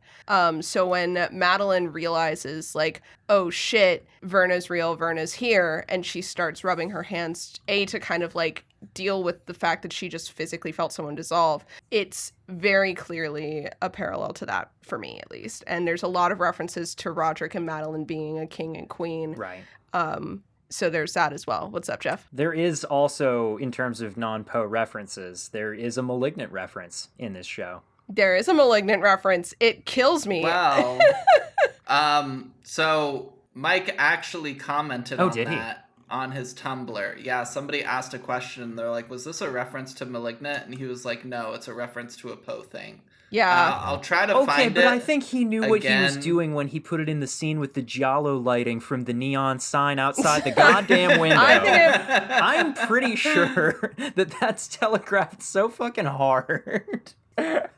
Do you think I should go into Mike's ask box and ask him about the Lady Macbeth scene? Emma, is that what you were going to say? Yes, Do it. should. Yeah. You should message his Tumblr and be like, hey, I'm noticing a lot of parallels with Macbeth with these two characters. Is that intentional? Blah, blah, blah, blah, blah. Because he answers things pretty regularly. He does, and I would That love be fun. to interact with Mike. That's not just reblogging edits of his Yeah. wife that he reblogged. To interact with him in a way that's not just him listening to our podcast, which we know that he's been doing religiously Mike. ever since last Flanuary. Hi, Mike. Hi, Mike. Yeah, Mike no. loves And then Flanuary. obviously there's a lot of references to ancient Egypt. That's pretty consistent. It's great, and I love It's it. very cool. I love. There's some biblical references, both the Usher siblings and Verna reference a couple things to do with the Bible. Yeah, it's a pretty richly referential show. It's really clear that while it does care about its characters and want you to care about its characters, this show knows that it's built off references and it's not about to not own up to that. I will say, as far as like adaptations of work, when I heard that this was going to be an overarching story that integrated all of these different Poe stories, my favorite Poe story is The Mask of Red Death. It only got more my favorite Poe story after the pandemic because it was so accurate to what we all experienced while being written like forever ago. Rich people never change. But you can't really do that in 2023. And it doesn't really work that way, but they were able to still kind of keep those same themes by making sure that the service staff got out before the sprinklers turned on. That was very true to the original story, and I really appreciated that. But my favorite adaptation was A Telltale Heart. When we talk about that one more in depth, I can get into more of why, but I think it needed the time it took to build up to it, and it did something that it only could have done if it were part of an overarching story the way that it was. Yeah. Anyway, that's it for my fun fact corner. Mostly I wanted to talk about August because Arthur also is a character whose backstory is an entire Poe novel that he wrote. Yeah. So what you hear Verna describing, if you're like, wow, I'd love to experience that and see that in detail, then you should read the book. Yeah, Arthur Gordon Pym, The Man from Nantucket, I believe is what it's called. There's no way that's true. I'm 99% sure that's the exact name. Are we looking? I think we might be. Oh, I I What's wasn't. happening? I think so. Also, I will say the I'm sorry, The Narrative of Arthur Gordon Pym of Nantucket. My Oh my mistake. god, it actually does name drop Nantucket? That's crazy. He's Canadian? That's crazy. That's insane. There once was a Pym from Nantucket. I can't wait to learn another thing about him. There once was a Pym who took to sea. The last thing that I will say about okay, this is actually unfortunate. Pym's whaling ship that he went on was called the Grampus. Oh, right. Yeah. Yeah. Yeah. That's where they were building the ship, and it's called. Is the that Grampus. also the story with the cannibalism where they eat a man named Richard Parker? I believe which so. he references in, I don't remember which episode, where he says, like, Yep. the line Yeah. is just like, I'm having Richard Parker for dinner, tell him to delay by an hour or something like that. Yeah. Another obviously the whole show is based off the fall of House Usher, which is a short story, again, very short. Basically it takes the same kind of story as the framing device, which is Usher invites a friend over, says, hey, something's up. My sister is in the basement. It's kind of fucky. And the friend is like, why are you telling me all this? And then the sister comes up from the basement. She's not dead. And the friend runs out of the crumbling house as the sister and brother are crushed in the collapsing debris. So that's the whole short story. Oh, it's literally just the house falling down. It is. Oh. It is. Friend shows up. Oh my God, my family is destitute. Oh, that sucks, buddy. Anyway, here's my dead sister. Bye. Huh. Yeah, okay. Yeah. I assume it lands better than that when you read it. Not really. Oh. It is good, Okay. and it's kind of scary, but it does not 100%. It does feel abrupt, and it does feel like, what? That was the whole story? I have so many questions, which is probably why it makes such a great framing device for a longer form story like this. Neat. Yeah. So read the Malignant reference. Yeah. Okay. To read this whole thing in context, somebody asked Mr. Flanagan, I really love your references to other horror media, particularly fun to pick out what I think is modern horror refs, like were the chimps inspired from Nope, and the reference in Tammy's death to a twin growing in the brain feels very obviously about Malignant. If these aren't the inspirations, what were?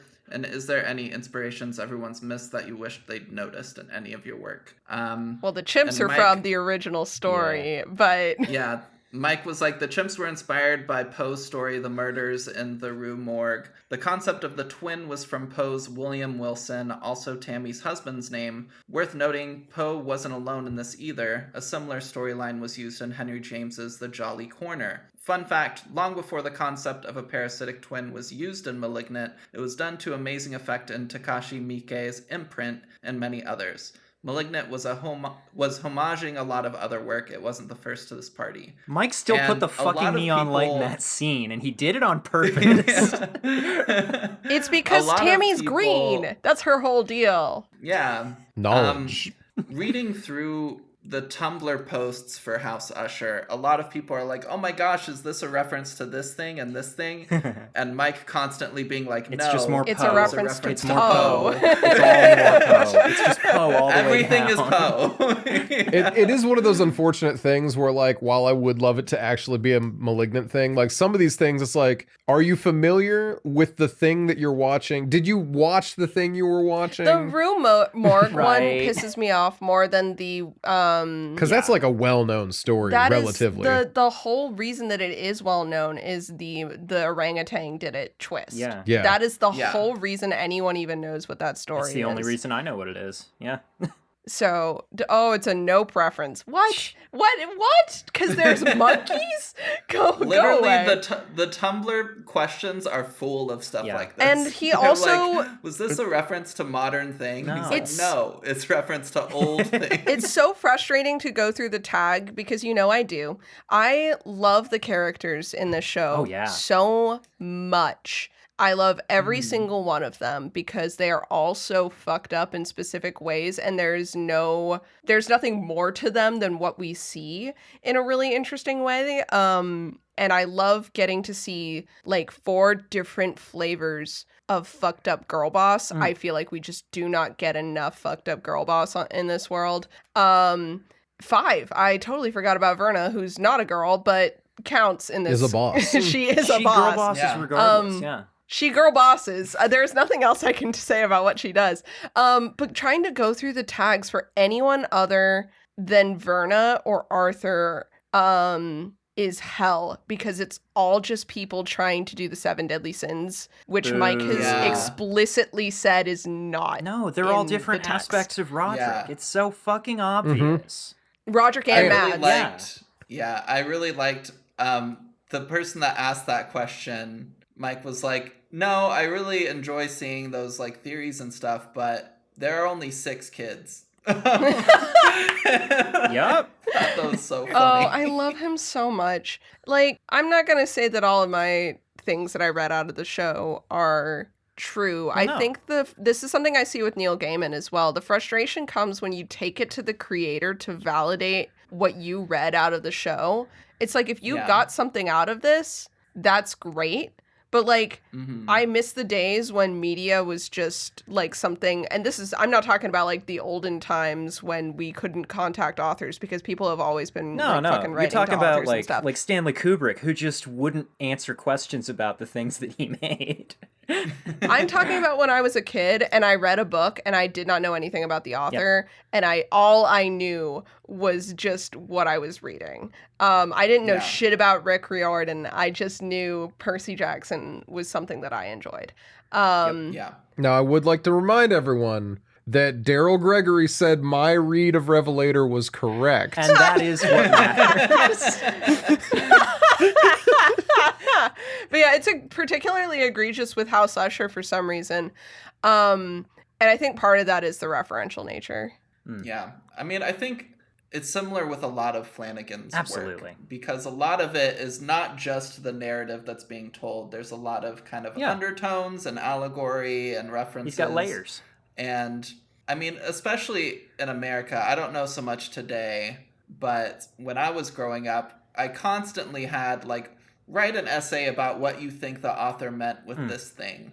And it's funny, as an adult, I'll hear stories about kids in like the 70s or 80s like writing letters to authors sometimes, and some kids were like, "Oh, by this thing did you mean this?" or like, "What?" And the author's being like, "LOL, no." I just thought it sounded cool or Yeah. whatever.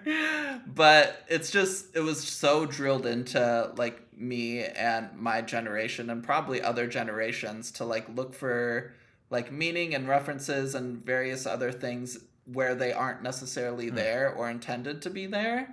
And now that the internet is just a thing, and it's to get and remain socially relevant on the internet, you have to constantly like express thoughts and express deep opinions and all of these things. And so people keep kind of regurgitating that process for like every new story that comes out that has a little bit of depth. And I just love that Mike and others of this generation are so like willing to talk on the internet They're about just in the these trenches things with us. and say like, "No, that's not right. This is what I was Yeah. doing." If there, and especially to be like, there is meaning there, it's just not that. Yeah. Yeah. Because it's always good to be inquisitive about stuff like that. But also, It's like there's only 6 children. Yep. and I keep Yeah, I mean, seeing that whole process is how you build media literacy. That's and kinda it's true. great and That's it's kinda true. important, and I love that people are doing it. But I love that we also are getting kind of from the other side, like directors and writers who are like on social media and get to talk about like what their actual inspirations were and kind of educate their process, and it's really great. Mm-hmm. In any case. I want to talk about Roderick. Yeah, I was about to say, I want to start here. talking about characters. Yeah. Let's go. So, Yeah, let's do it. I love that initially in my notes, I really wanted to draw back lines and like do a good episode summary. Right. So I actually had like a deep thing to say. Frustratingly enough, Perry's episode is probably my most notated episode. It's got a lot to because notate. it's one of my favorites. And the reason that is because the early episodes were really tightly focused on a single sibling because they were about to die. And you really had to get a lot of them in there. Because while Freddie and Tammy and Vic, they could breathe over the first 5 episodes before they started to die. You know, we didn't have that luxury with Perry, who was in for 1.5 episodes. But I really, really love how short-sighted Perry is. That is what I Perry kept saying about him as well. Yeah. Yeah. So he's a smart kid. He made a product, his private, like, orgy palace that has enough demand that he did literally manage to make his 20 mil out of midair or whatever that he wanted to make. He made it happen. And then he's like, the real money is in blackmail. And in theory, he's right and smart about that. But from everything we've seen of him, I know for a fact he would not have utilized this properly. He would be blackmailing from day one because he's not smart enough to withhold. And the whole thing would have fallen apart. He would not been a trustworthy party guy anymore because people would know if you show up to one of Prospero Usher's parties, you're going to be on camera and he's going to use it on you. And people wouldn't go. Yeah, it is a trick that you can only do immediately. once. And just like Roderick cutting his short-sighted deal with Verna, where she's like, you're never going to face a single consequence. All your kids are going to die, though.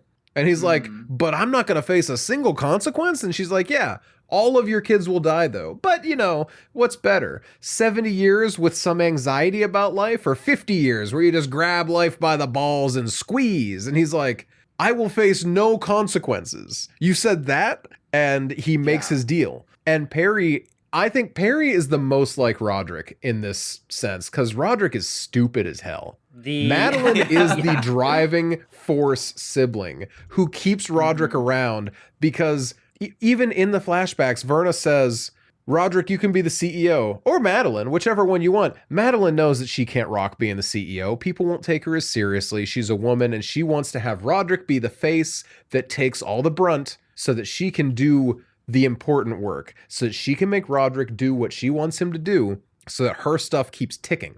The note that I took at the end of this episode just says, Prospero was Roderick on fast forward. Yeah. And it really feels to me like that that is really just exactly what his whole shtick was. He was just the same dude on a way shorter time scale. Yeah. Yeah. So sure, and he's honestly, untouchable. One of the not necessarily unfortunate things about Prospero, but like he's so bad at pitches. He's so fucking bad at pitching his Because ideas. Oh when my he's God. doing his pitch of like the club to Roderick and It's Madeline, shit. He hasn't practiced. he hasn't practiced. It's pretty shit. It's pretty like boilerplate. And later in the episode, when he's actually doing the party, you see him in this back security room where he's got like, oh, I've got all these security cameras. I'm gonna fucking own these people. And I'm like, you should have pitched that. Yeah. You should have. Madeline would have been all The over that.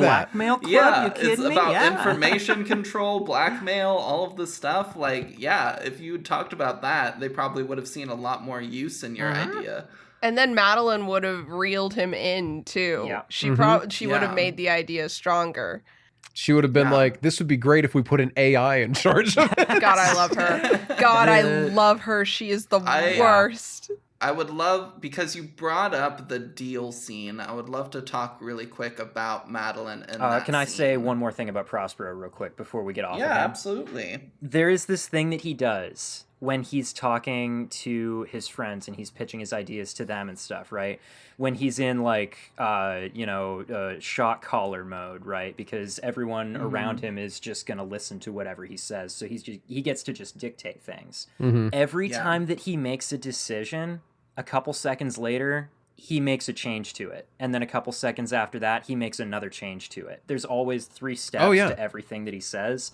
And this is something that we see Roderick do a couple times as well when he's making excuses to Dupin. Did you catch this? He does it the exact same way. He says something and then he makes a modification and then he makes another modification. And then Dupin says something else and he like changes his tune and he says something else. Then he makes another addition onto that, and then he makes another addition onto that. Prospero does this every single time he makes a decision, and we see something a little bit similar from a lot of the other characters, but you know who we never see that kind of thing from at all is Madeline or Camille. Anytime either of those two opens their mouth, they are 100% certain of whatever they're saying. Yeah. One of the things, sorry Nina, real quick, and then I'm backing out. You're good. One of the things I love about Perry is he doesn't have any original thoughts. His Just like only Roderick. thought is the sex club that is blackmail.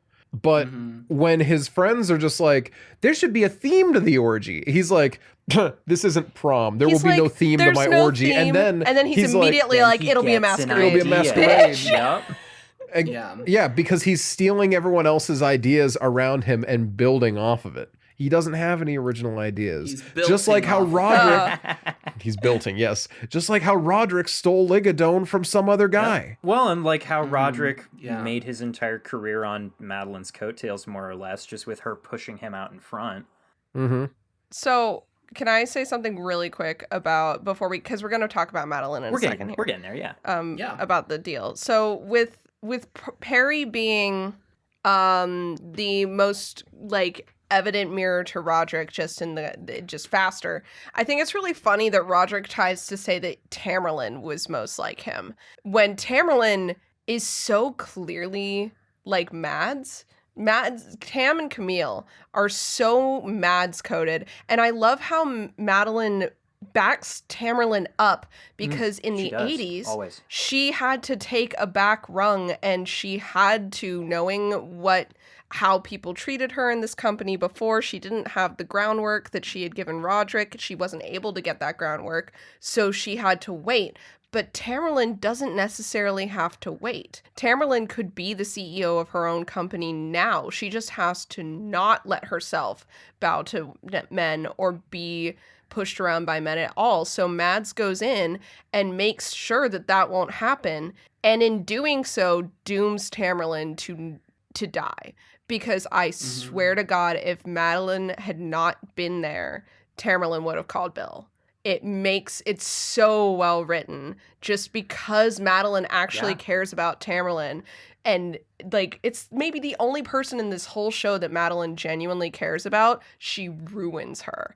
I love it so much. Yeah. Yeah. I think Madeline is a great character. I love her. I love her. Well, She's I horrible. Don't, but She's I do. so incredibly She's the worst. horrible. She's like, She's so I love a openly terrible. evil at every turn. I never Yeah. get a character like her these days that's this nuanced and a woman, and being a woman is part of her character. She's not just some Disney villain. She is a character whose motivations I understand and whose frustrations I understand. And I hate her. Yeah. Y'all, is Yeah. this a safe space? Yes. Young Madeline is She's really hot. Yeah. Old Madeline I was is about to hot. say, why Madeline you is gotta specify hot. young Madeline? Hold on a second. Is this a safe space? I'm not into old 'Cause Madeline. You're not? Yeah, well, Nah. all right. I just can't forget her. She was on a sci-fi show. She was on Battlestar Galactica. Yeah, I can't not see that character. I'm so glad I've never seen that And I- done, because all I want is this. I haven't either. I just saw like trailers constantly. And it's just like anytime I see her, I think Battlestar Galactica. I watched it and I didn't recognize her in this from it.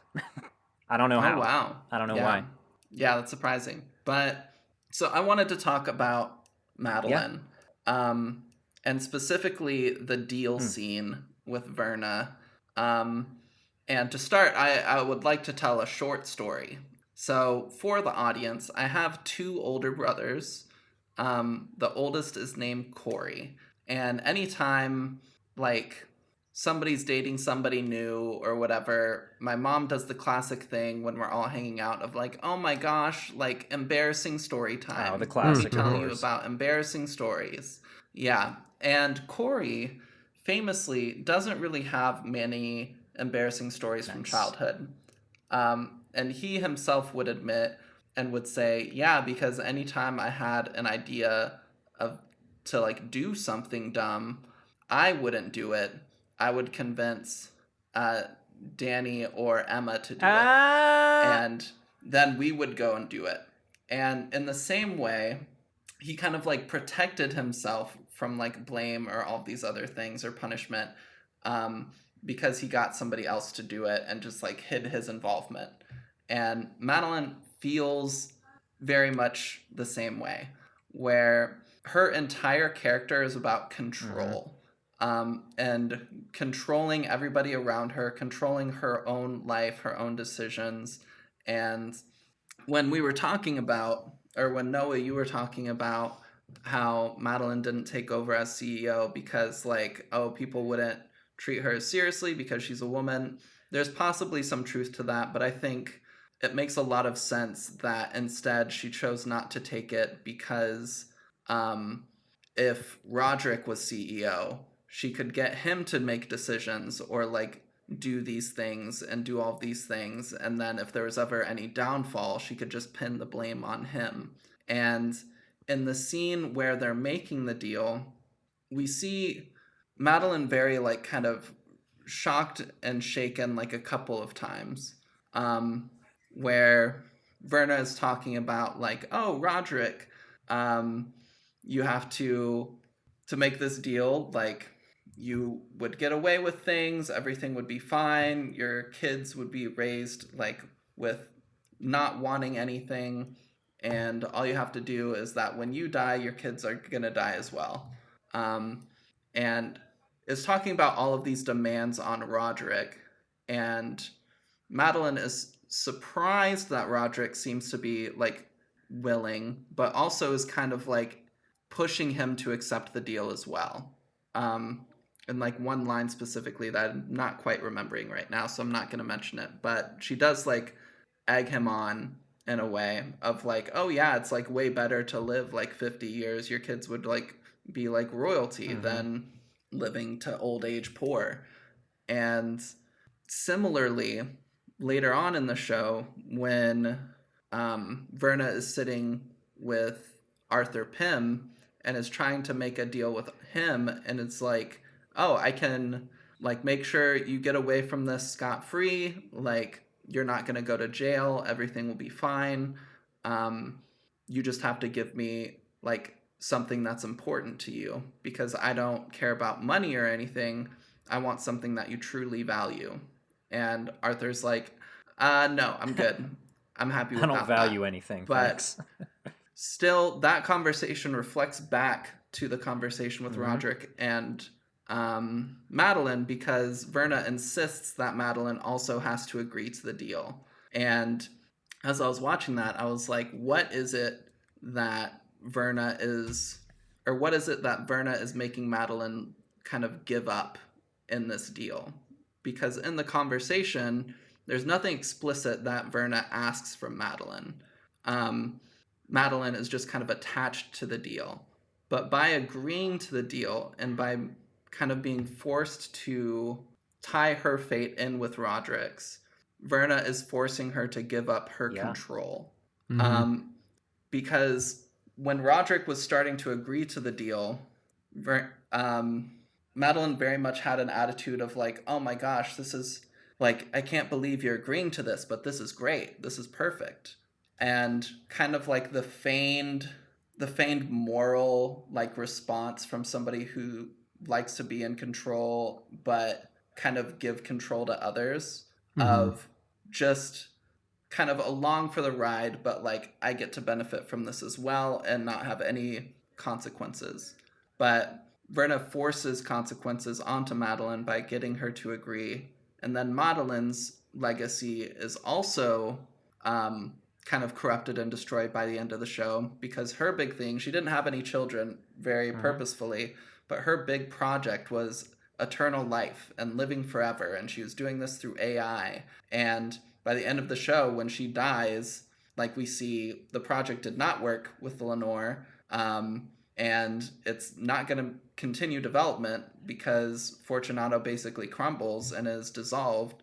And so her legacy was destroyed as well because of the deal. And it's just also cool. And I really liked that watching the scene again. With the extra context, I'm going to add on to that as well. I think that it's a combination of both what Noah and you were saying, where it is that she knows that she could be CEO, but she knows how much work that would take, to how much she'd have to combat with every fucking day, when Roderick is just so much easier to control than the public. Oh yeah. She does, because it's like she sits back and bides her time. She can control Roderick very easily. She inserts herself into the kids' lives, and directs Pym around to make sure that the kids are doing what Madeline would want to do. she waits, and then the moment that it seems like she actually can take over the company, she does. So, you know, it's not that she never wanted to be CEO. COO was her first choice because that is a real position of power that can do everything without the public-facing pressures that would have weighed doubly on her because she was a woman. So yeah, it's definitely both of those things. And then I love what you said about like her not thinking there would be any consequences and giving up control. She doesn't believe that she gave up control, though, because even in the end, she goes to meet Verna, and the conversation is, let's renegotiate. And Verna's like, no. and Madeline's like, okay then, and tries to find a loophole, and Verna's like, no. Gets up and snaps Verna's neck. Yeah. And Verna's like, ha ha ha. I love how she calls Madeline a name, and I love Madeline because when Annabelle Lee said "you are so small," she internalized that and directed it at Griswold. When Verna says something to the same effect, Madeline walks across the room and snaps her neck, and I love that as character growth. It's great. See, I really liked the way that she used it against Griswold, actually, because to me it felt like that was just the indication that like that is the most hurtful thing that anyone has ever said to Madeline, and she actually did take it hard. She would never show it, of course, right? No. But Annabelle Lee saying that really did hurt her on a very deep level. And I like the way we see Madeline's emotional vulnerability is by looking at the stuff that she chooses to weaponize, right? It's so hot. So, yeah. I think that's actually really, really fun to see what the two siblings internalize from different people and what they say to them. Okay, can I say one last thing about Madeline and control really quick? And the loophole. Roderick tries to do the exact same fucking loophole by killing Madeline, and it also doesn't work. The curtain is going to go down on both of them at the same time, no matter what either of them do to try and get one in over on each other. And I love that so much. I just wanted to bring that to a close there. Cool. All right. I would like to highlight 3 of Roderick's big takeaways. Maybe not 3, maybe just 2. Multiple of Roderick's takeaways from people he should not respect. Yes. Yeah. His, remember the golden rule. He with the gold makes the rules. Where did he get that? Oh, not just a Wizard of Id comic panel. No, it was the panel that Griswold displayed in his office. Where does he get his war room speech? From Griswold. And I love the way the directly. show gives us this as well, right? We get Roderick saying where it, he and then comes a couple up. scenes later, we just get Griswold saying it word for word. Yeah. It's like exact same speech. And I think there was a third thing, but I can't remember what it is right now. There's so a lot of pretend things. I made a salient point. But there's a lot of things that Roderick takes from people he sees as better men than he is. Whereas Madeline goes to meet with Griswold, and he's just like, ooh, awooga, habana, habana, habana, habana. That is all he You're says. smart for a girl, you know. You're smart for a girl, and I could make anything happen for you if you were smart the way I want you to be smart, which is actually habana, habana, habana, habana, awooga.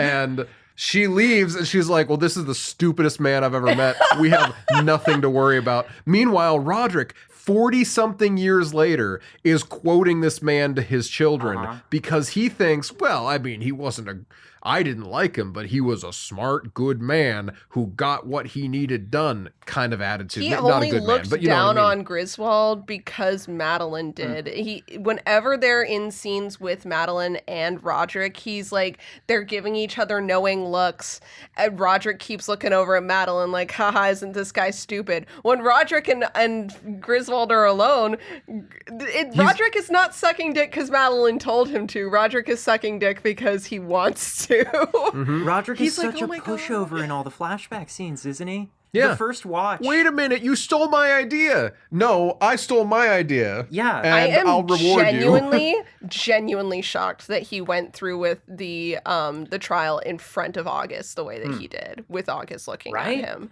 I know that it's just because he knew Madeline would literally strangle him, but geez. Right. Yeah, the first watch through that I did of the show, I was confused in a lot of the flashback scenes because I was like, I don't know, man. The like old Roderick seems so like certain and commanding and whatnot, or at least that's what he's putting forward and stuff. Whereas young Roderick comes across always as such a pushover. This time through, the whole time I was just like, oh right, it's just like really emphasizing to us the fact that this man didn't do a single thing. Actually, everything that he has at any point where he has anything at all, he took it from somebody. Whether it's ideas that he got from Griswold or being told what to do directly by Madeline or Annabelle or whoever, he had absolutely nothing original whatsoever. And then Frederick is that, like, again, he's the copy of the copy. He's just copying off of Frederick, who's just copying off of Griswold and Madeline.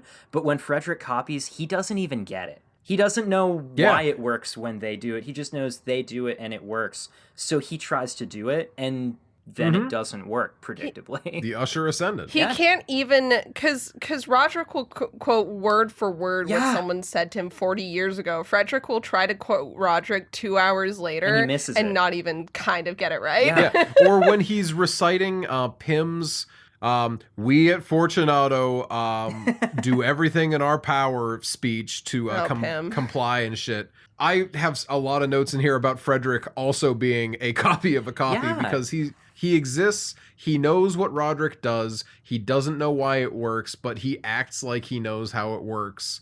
And his entire thing is just, Froderick, the haha, very funny joke. But he's doing exactly the same shit without any purpose behind his actions, so that when he's turned loose, he doesn't know what to do, which is why when he was told, you got to take this building down, he doesn't take the building down. He says, well, the EPA is they're really watching right now, so it's, oh man, and getting all the permits in order, oh man. And Roderick's just like, $1,000, a wrecking ball, 2 guys, knock the building down, and then we go, I can't believe what happened to our building. We will, of course, clean it up immediately because we don't want to have a death trap. Boom. Yeah, Roderick... Henry Thomas does a really good job of just looking absolutely befuddled and bewildered in every goddamn scene. God, I am so grateful that Mike does the American Horror Story thing of using the same cast over and over, because I love seeing Henry Thomas in the variety of roles that he has performed in. Yeah, and Freddie is the most hateable to date. Oh, yeah. Worth God, noting, it's just really great. I feel like if you were to highlight almost any of these actors and say this is the best performance I've ever seen from them, I don't think I would argue with any of them. Because, I really like Beverly versus Tammy. Bev Keen is I love incredibly Tammy. difficult to beat, but... Tammy is maybe, we can get into it because I think this is contentious. Tammy is my favorite this watch through. I like her a lot, yeah. I really attached to her on this one, but Bev Keen is something Bev else. is actually legit incredible. I think Zach Gilford as young Roderick also had a lot more to do in Midnight Mass and therefore was doing better. He doesn't do bad in this though. He does pretty good. Michael Trucco is the guy, especially in the later episodes. Michael Trucco is the guy who plays Griswold, and this is actually, I think, the first time that I've ever seen him in something serious. And I think he actually does really, really good with it. Yeah, he's so good in the bricking up scene. All 3 of them are incredible in that scene. I love that shit so much. Something that really interested me, and since you all, I imagine, peered through Mike's Tumblr as well. You probably saw this. I actually didn't because I knew that it's been multiples of the rest of you would. So I did recently. I was the only one. It did recently, so I might have seen it, but I don't know off the top of my head. Pop quiz time. Mike said there was one character in particular that he loved writing the most out of everybody in House Usher, and it was surprising. Was it not Verna? Throw out some names. It's not Verna. I love Verna. I'm trying to think. But I love an entity like her. She plays to my very specific desires for a character. I love Verna. She's great. It's got to be Pam. Bill. It's not Pam. Not Pam. Is it Bill? It's not Bill? It's not Pam. It's not Bill. Damn, I love Bill. Is it Juno just because Bill Ruth Codd is such a fun person? She I is. Love Juno. I love her. It's so not much. Juno, I love so Juno. I Who have is a it? lot to say about Juno. Just tell it is me. Rufus Oh, it's Griswold. Oh, okay. Griswold. Yeah. Oh yeah, that Yeah. makes sense. I see it. Yeah. Griswold is really was well his written. favorite character to write. Knowing That makes that, sense. I feel like if I were to watch the show thinking that, I would see it. Oh, I can just Yeah. think back and see like the way the man is framed against his like carved wood wall and shit. God. He has a lot of energy to him. When he's looking at them with that kind of, the stages of grief, with acceptance through the jester mask. Oh, Yeah. I love a character who I hate, and up until the moment where they accept that they're fucked. And it's like, well, God, I think you hate the get a- guy, but he didn't deserve that. Like, I love just you get a lot of that in this show. You get a lot of watching pathetic people get something that they didn't quite deserve, but I still can't be like super broken up about it. Yeah. The only time I cry so much during Flanagan shows. The only time that I cried in this watch through was when Tammy is finally opening up to Bill, but he's already gone. And I took so many notes about that scene. I'm glad you brought it up because I really, really, really wanted to talk about that. Holy shit. Their entire relationship thus far has been defined by her inability to experience actual intimacy with him, and then she chases him fully away, and the moment that she finally starts to actually show a little bit of real vulnerability, even just a little bit, it's too late. She has already driven him away. Oh, Tammy. The fact that Juno knows Tammy so well, because as much as Tammy has tried to close herself off and make herself this mysterious, like, Madeline type, Juno can see right through her, whether or not Juno even knows that's what she's doing, because the moment that Tamerlane says one non-aggressive, not even nice, non-aggressive word to Juno, Juno is there at the Goldbug thing. Juno is immediately like, this is as close as Tamerlane gets to being, like, vulnerable. I mean, the entire rest of the show, she's like, why is it speaking? Yeah. Every single time that, like, Juno says a single They're all word. so horrible to Juno. Oh my God. And then Juno She's Juno still and trying. Tammy, Madeline She's still and Tammy. trying the whole time. This is the first time that we see the Usher women supporting each other, because I love Camille and Leo's relationship. I love it very much. But that is the only, like, close family relationship that we see at all up until kind of Madeline and Tammy and Juno in that last episode, because Vic tries to connect with Tammy and Freddie and they absolutely shut her out. Tammy and Freddie don't seem close. They just seem to have a wink and shrug about everyone else in the family. Camille and Leo are the only ones who genuinely sit down and have a heart-to-heart until we get what for Tammy is about the same. And I love that we get to see this, like, final attempt for the three of them separately to kind of have these relationships with each other, but it's too late. I don't know. I also love Verna on the phone with Bill when Tammy gets home. Yeah. Just giving her an example. Yeah, here's what it of looks what like. she could do. You like having these things modeled for you in front of you, right? Here you go. Here you go. Here it is. Just, you can do it. And she doesn't want it. Every time she falls so hard. I love Tamerlane Usher so much. Once again, She's Samantha such a Sloan's terrible performance person. in this episode is absolutely just incredible throughout it.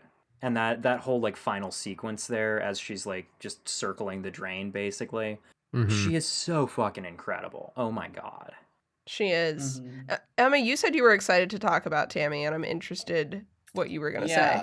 So on my first watch through of this show, and kind of sitting with the show afterwards, Tammy felt very, I don't want to say she felt like a nothing character, but compared to everybody else in the show, she just felt extremely kind of detached. And, like, I didn't get her very much. And, like, her entire storyline has, like, her and Bill kind of, like, for a lot of the time off on their own little island doing their own thing. And, like, everybody else is interacting with each other, like, regularly, but they're not. And as I was watching this time and I was trying to figure out, like, why didn't I get Tammy? Like what's going on? Like why does she feel so isolated? And that's the key word. That's isolation. exactly what I was just thinking. And, yeah. And like her whole shtick, her whole thing is about being unable to share her emotions, to be open and vulnerable, like her mother. It's something she had to shut her off and kind of get rid of in order to survive under her father and under kind of like this monarchy. And she, in order to like satisfy like those deep urges of wanting to be open and vulnerable but not being able to do that, she has to hire escorts to kind of like role play with her husband, and she has to sit and watch because she cannot do that. Even if I think at this point it's probably so deeply ingrained in her to like suppress those instincts and suppress those like desires for vulnerability that she couldn't even do it if she wanted to. And she has these like role-playing things, and it's weird, but like it's all about kind of her being isolated and feeling isolated, and therefore her story is also very much pretty isolated from the rest of the family. Mm-hmm. And something I loved as I was watching this is another character who I had forgot about before my rewatch this time. Well, I didn't forget about her because I've been seeing her on TikTok a lot, and I was like, oh yeah, she's great, I love her. But Juno, also isolated, another character whose story is very isolated and wants to be emotionally vulnerable with people and wants to be supportive, but everybody else will not allow it. And just kind of those two characters, like, and how they play off of each other throughout the story in just like small ways, and how it like builds up is just so good.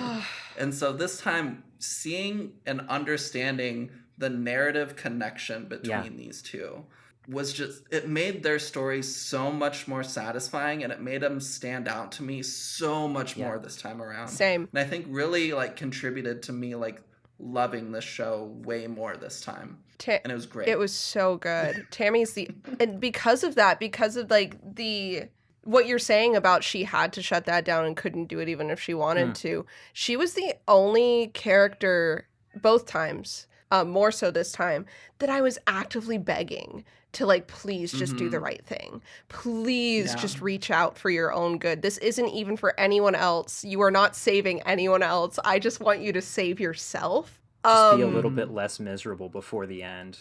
Just for like 30 seconds. You've been through so much. Like, she's not a good person. She's a bitch.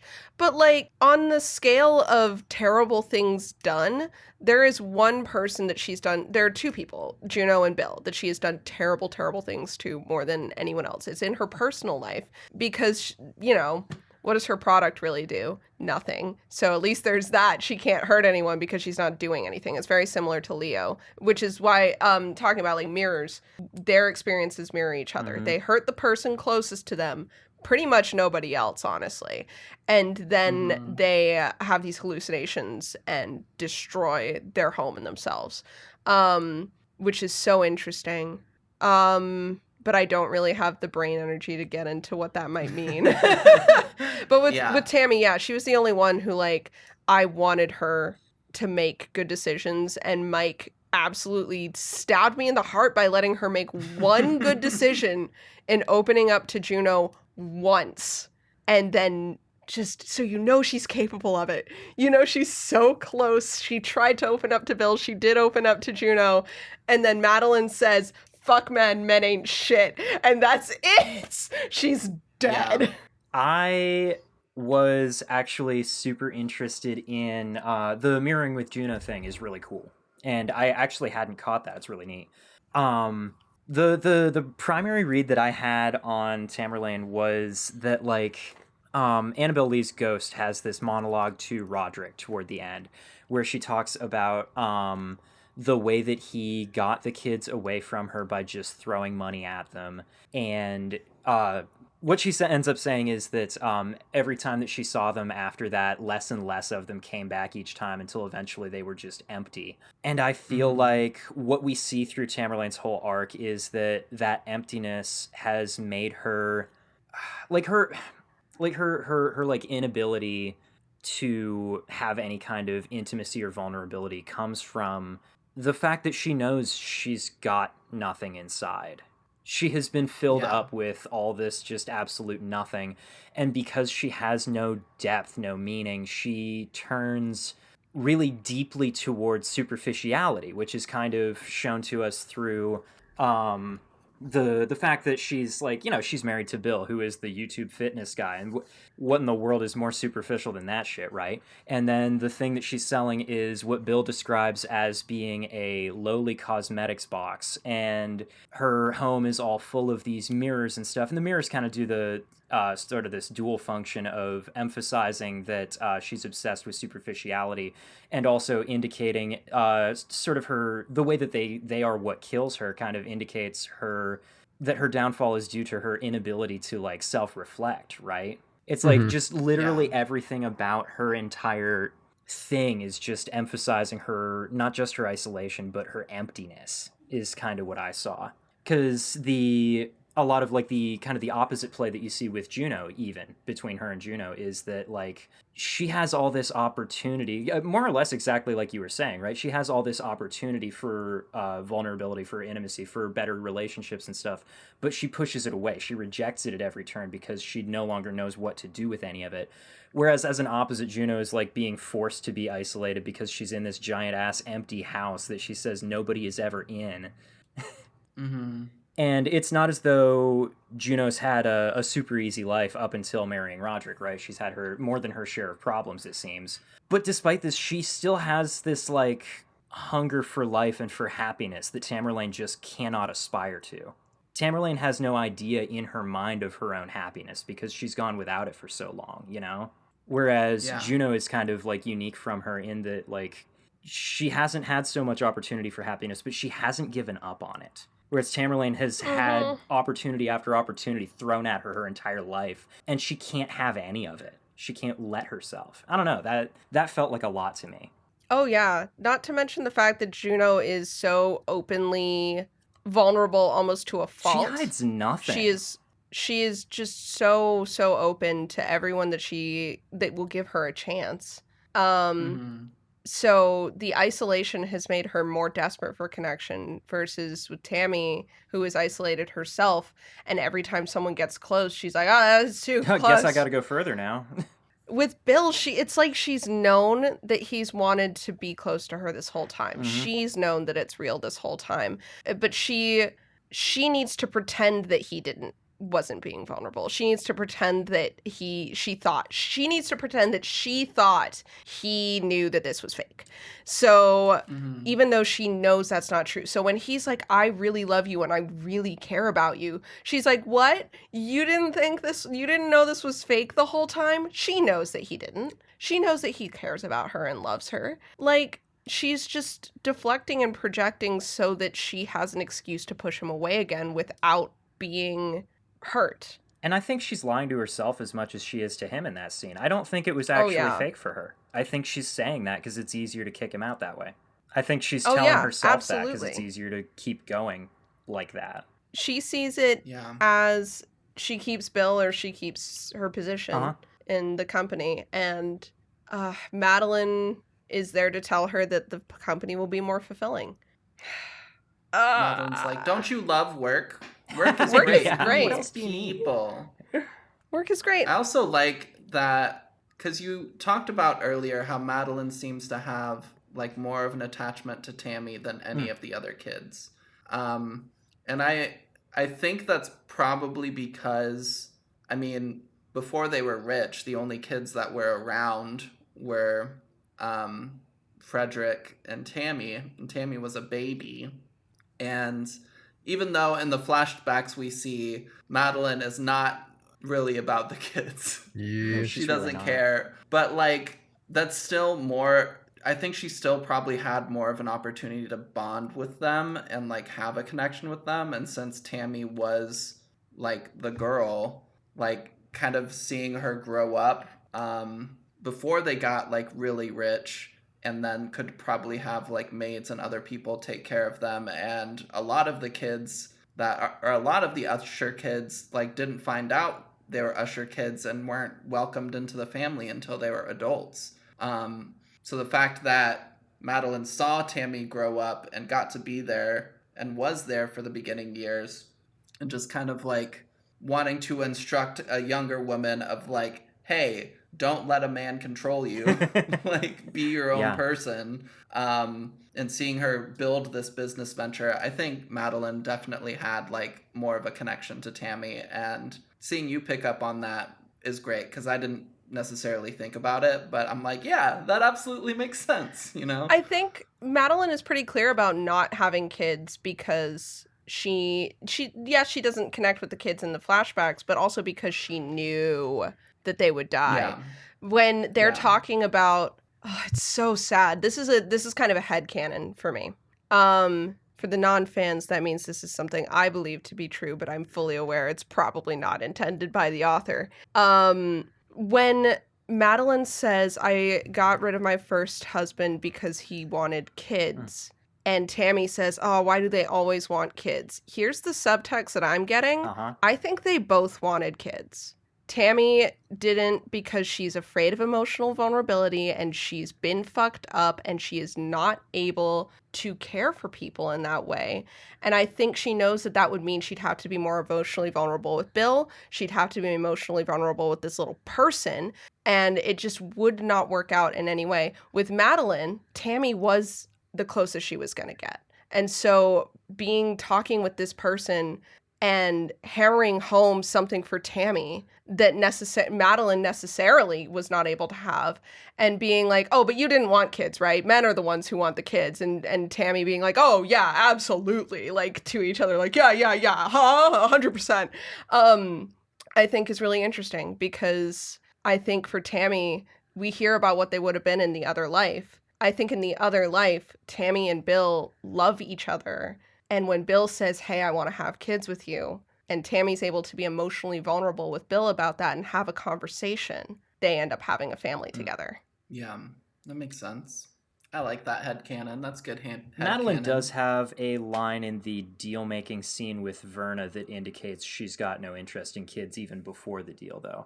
Mm-hmm. But still seeing that she's like, I don't want kids and I want nothing to do with kids, but she still is the one to put bodyguards on Roderick's kids, and she's the one who comes to support Tammy, she says, because look at how she also distances herself from intimacy. Yeah. She's like, I'm just giving them bodyguards because what if this woman that's popping up is some psycho heir of yours? Yeah, sure, Madeline, that's the only reason. Yeah, it's not because you care. I'm here at Tammy's thing because she's going to save the company. No other reason, you know? So the pep talk was totally just to, like, make sure that Tammy didn't fuck up. It was for that moment of vulnerability from Madeline, however surface level it might have been. I think that Madeline, I'm so glad we get their backstory with their mom. Because I think much like Tamerlane, Madeline's had to shut herself off from emotional vulnerability because the alternative is to be taken advantage of the way that her mom was. Her mom dared to love someone and was absolutely ruined for it because of a man. And so Madeline's not going to let that happen. Yeah. I was going to say, so I had a whole thought process while you were talking. Okay, I'm sorry. About the potential of Madeline wanting kids, because I was like, yeah, maybe. And maybe Verna said that she sees oh, I see both your past person and your present person and who you could have been all standing next to one another. And I was like, maybe the person she could have been was a mother or something.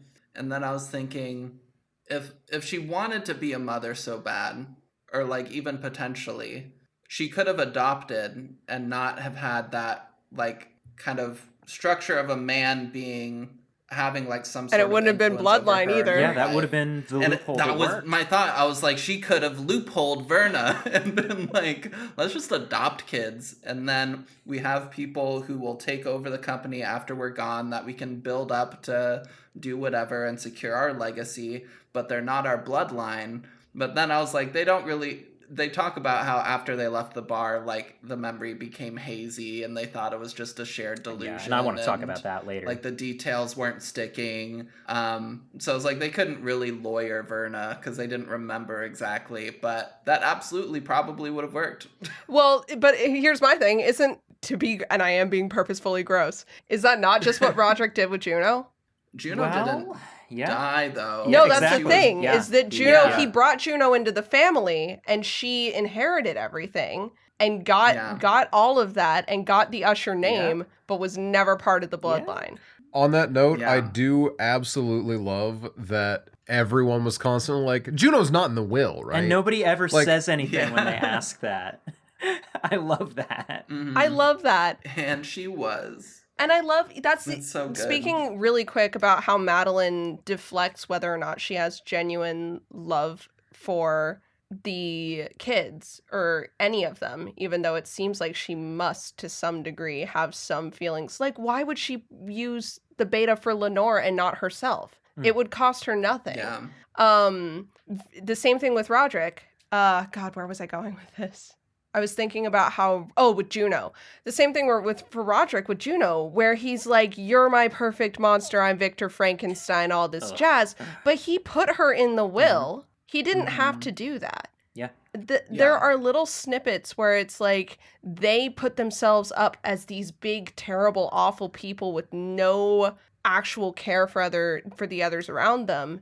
And you see that with the way that he talks to Vic, because his conversation with Vic is not as genuine as he puts it out to be. He is still just there to ask for the heart mesh again.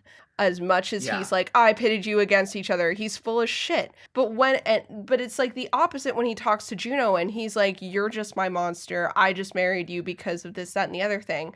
But when it came down to it, I'm sure the part of him that had this instinct knew my kids are not getting this money. Yeah. And he picked her, someone who deserved it, whether he knew it or not, to leave all of that to. Someone who would do the right thing with it. That was like the one fucking good thing that he did in his life was marrying Juno. Yeah.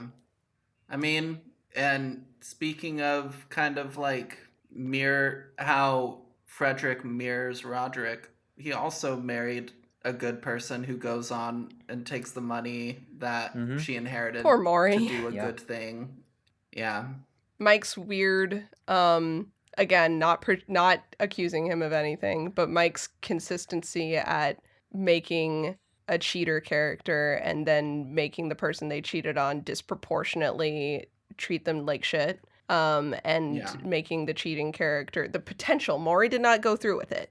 Largely but she because went very she close didn't to get it. the chance, to be fair. Yes. If the acid But rain she still hadn't gets- happened. But she still gets to be the one who gets like redemption. Right. I just think that's really interesting because I understand what he's saying, which is that this is a decision that hurts people, but a person who does it does not deserve to never be able to come back from that. And I understand that thought process. It's not killing someone, It's really interesting that this continues to come up in his work. I don't like it every time it happens. I'm just like, oh, there it is again. And he's starting to win me over on it a little bit, I think. Whether or not that's his mission. I'm starting to be like, you know what? You're right. You're right. If someone cheated on me and then they got burned by acid rain, it would be evil of me to pull all their teeth out. Weird that you had to be told that. I'm safe. Thanks, Mike. Finally, I can go to the acid rain orgy I've had these tickets for all this time. And then you get to be part of a Cannibal Corpse album. That's Rob Zombie's Acid Rain. So true, Rob Zombie's acid rain like orgy. the electric, and the lunar solar it's- eclipse conspiracy. Yeah, it's the Electric Warlock Acid Witch Satanic Orgy Celebration Dispenser. An actual Rob Zombie album Yeah, of title. course. Oh, is it actually? Yes. Oh, Emma, I thought that's the joke you were No, making. I knew that there was I no had way no you knew idea. that was a real reference, but it is. That's so good. I love that. That's perfect. Ah. I would like to talk about Leo? Is that his Yes, name? I wanted to Love go to him Leo. next. Leo. Yeah. Leo. Yeah. I don't have too much to say about Leo's character. Rahul But is killing it. I love He Rahul. is.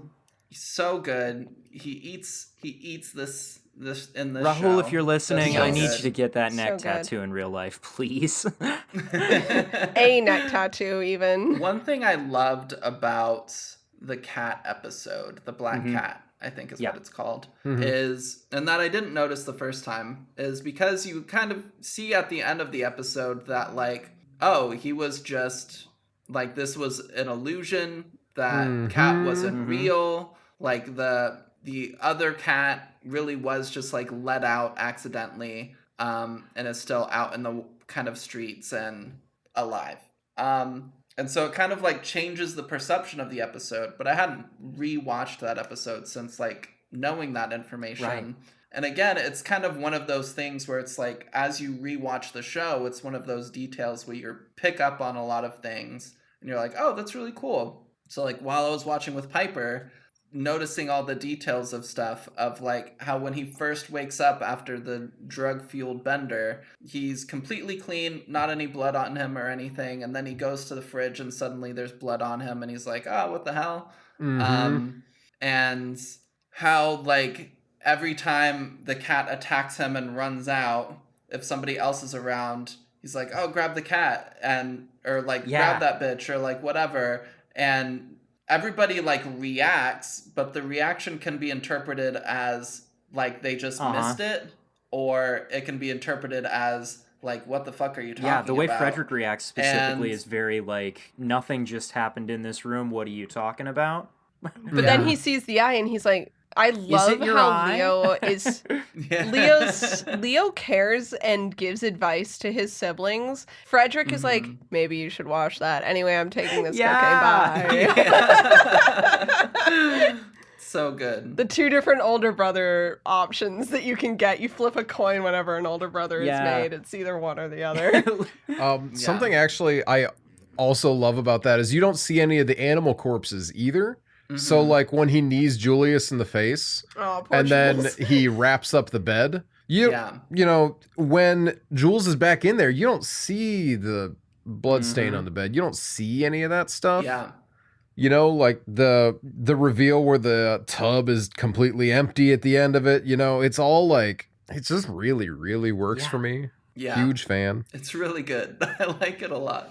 So I would like to loop this into, when was each sibling's last chance? That's the question I would like to pose to us all, starting from the top on down, you know, episodes 2 through 7. Yeah. So I mean, Perry's was It's pretty clear. pretty Perry's obvious. is I explicit. think they're all pretty clear, actually, isn't it? It's when Verna shows up and says, you've got a choice to make this a little bit easier for yourself. But with Well, Vic, Vic, she interacted That's with Vic true. like 7 Vic times. has a lot of chances. She had a lot of actually. outs. Yeah. Mm-hmm. Yeah, And I think- Perry is at the party to like not turn on the sprinklers or like Yeah, don't do this. not Don't go kick it through with off. Things. Yeah. Camille's is like, literally do not Yeah, go it's into the literally monkey just room. Yeah, do something you shouldn't be in under this here. building. Don't fuck with Chimps are chimps. fucking I love how dangerous. whenever the sibling makes the choice to do the bad thing, Verna turns off sympathy mode and turns on dramatic bitch mode. It's my absolute favorite thing about her. Yeah. She's immediately like, look at my chest scar, bitch. I love her Yeah. so much. Yeah. Also, as the security guard, she sounds a lot like Michelle Rodriguez, and She I love does a that. bit. Oh yeah, no, Yeah. she was really Oh, hot you're as a totally security right. guard. Yeah. Mhm. She's got that like be mean to me energy that is really it really works for Yeah. me. It is very think Michelle Rodriguez. Vic's last chance would be the phone call where she's talking to Verna about like the procedure, and Verna's like, I'm not sure I want to do it unless like you have Dr. Ruiz call me. I think that's the last time they interact. No, and I because they think interact that's after she's killed Ruiz. in the phone and- call. Yes. I think that she's already doomed by that yeah, point. I I think that because Verna knows Al is dead by that point, and I think that the choice would be when she did not call 911 for Al. Mhm. Yeah. I think that is the choice for her. I don't think Verna necessarily had to be there. Because since she had been there at other points, Yeah. you know? Mhm. But I think that just because Al's already Yeah. dead, and there's nothing that Vic could have done in that conversation with Verna to change anything at Yeah, that it really point. feels like killing Ruiz is the turning point for her. What about Leo, Yeah. though? Because I think Leo's is as the moment he buys a different cat. Yeah. Well, she... I mean, she was obviously like, get these other cats. Mhm. Just go back he's to like, your no, it has boyfriend. to be that one. Say, I "I'm think sorry." Getting a different cat and owning up to what happened. Imagine was- Jules's expression if Leo had come back and been like, "Look, at Pluto, something happened. I don't remember it, but I got this little baby. They were gonna kill her tomorrow." Jules would have melted. He would have Yeah. been so sad, but he would have immediately like melted for this cat that was gonna be killed at the shelter. He might not have spoken to Leo ever again, but he at the very least would have taken the cat. Do you not think you blacked out and killed my fucking cat is a deal breaker? Nina just said that they might never speak again. Okay. Yeah, Yeah. no, it's a deal This breaker. is Leo's out. It's Leo's out from a painful I don't know death. that he would even take the cat. Like, that's... I think Jules would have taken. Jules loves cats. Also, Leo doesn't have to say I killed your cat. He can also say, "Hey man, I don't think Pluto's coming back. I know that this cat can never replace her, but she was going to be killed tomorrow, and she needs a home, and you Yeah. need a cat." Yeah. I think that was definitely the I outcome. think the out is later on when Verna comes to his apartment and she says something about, like, sitting down to have a little bit of peace before the inevitable. Instead of running around. Instead like a of running crazy around person and slamming falling through the off walls. of the balcony and stuff. Yeah, he could have just That's sat possible. down and died quietly instead. Yeah, but I feel like every time Verna is giving them an option, it's an option to be like a better person and to own up to things. you It's a know? couple different I chances. feel like Yeah. I feel like Leo's big chance to own up to things would be to speak up and tell the truth to his partner. Poor Jules. But that's me. That's Mhm. my interpretation. No, I think there's probably multiple. Like, this is a fun discussion Yeah. to have, but I think there's definitely multiple chances for most of the characters because if Tammy had spoken up a little quicker before Bill left, Yeah. you know, then it's possible that things might have gone differently there as well. I don't think Verna has to be there for the decision, but the decision is posed. I think that Lenore even had multiple chances. Verna names, "Oh, you called the cops for your mom," but that's a no-brainer. I think Lenore made a more impressive choice when she refused to give in to Pym. Yeah.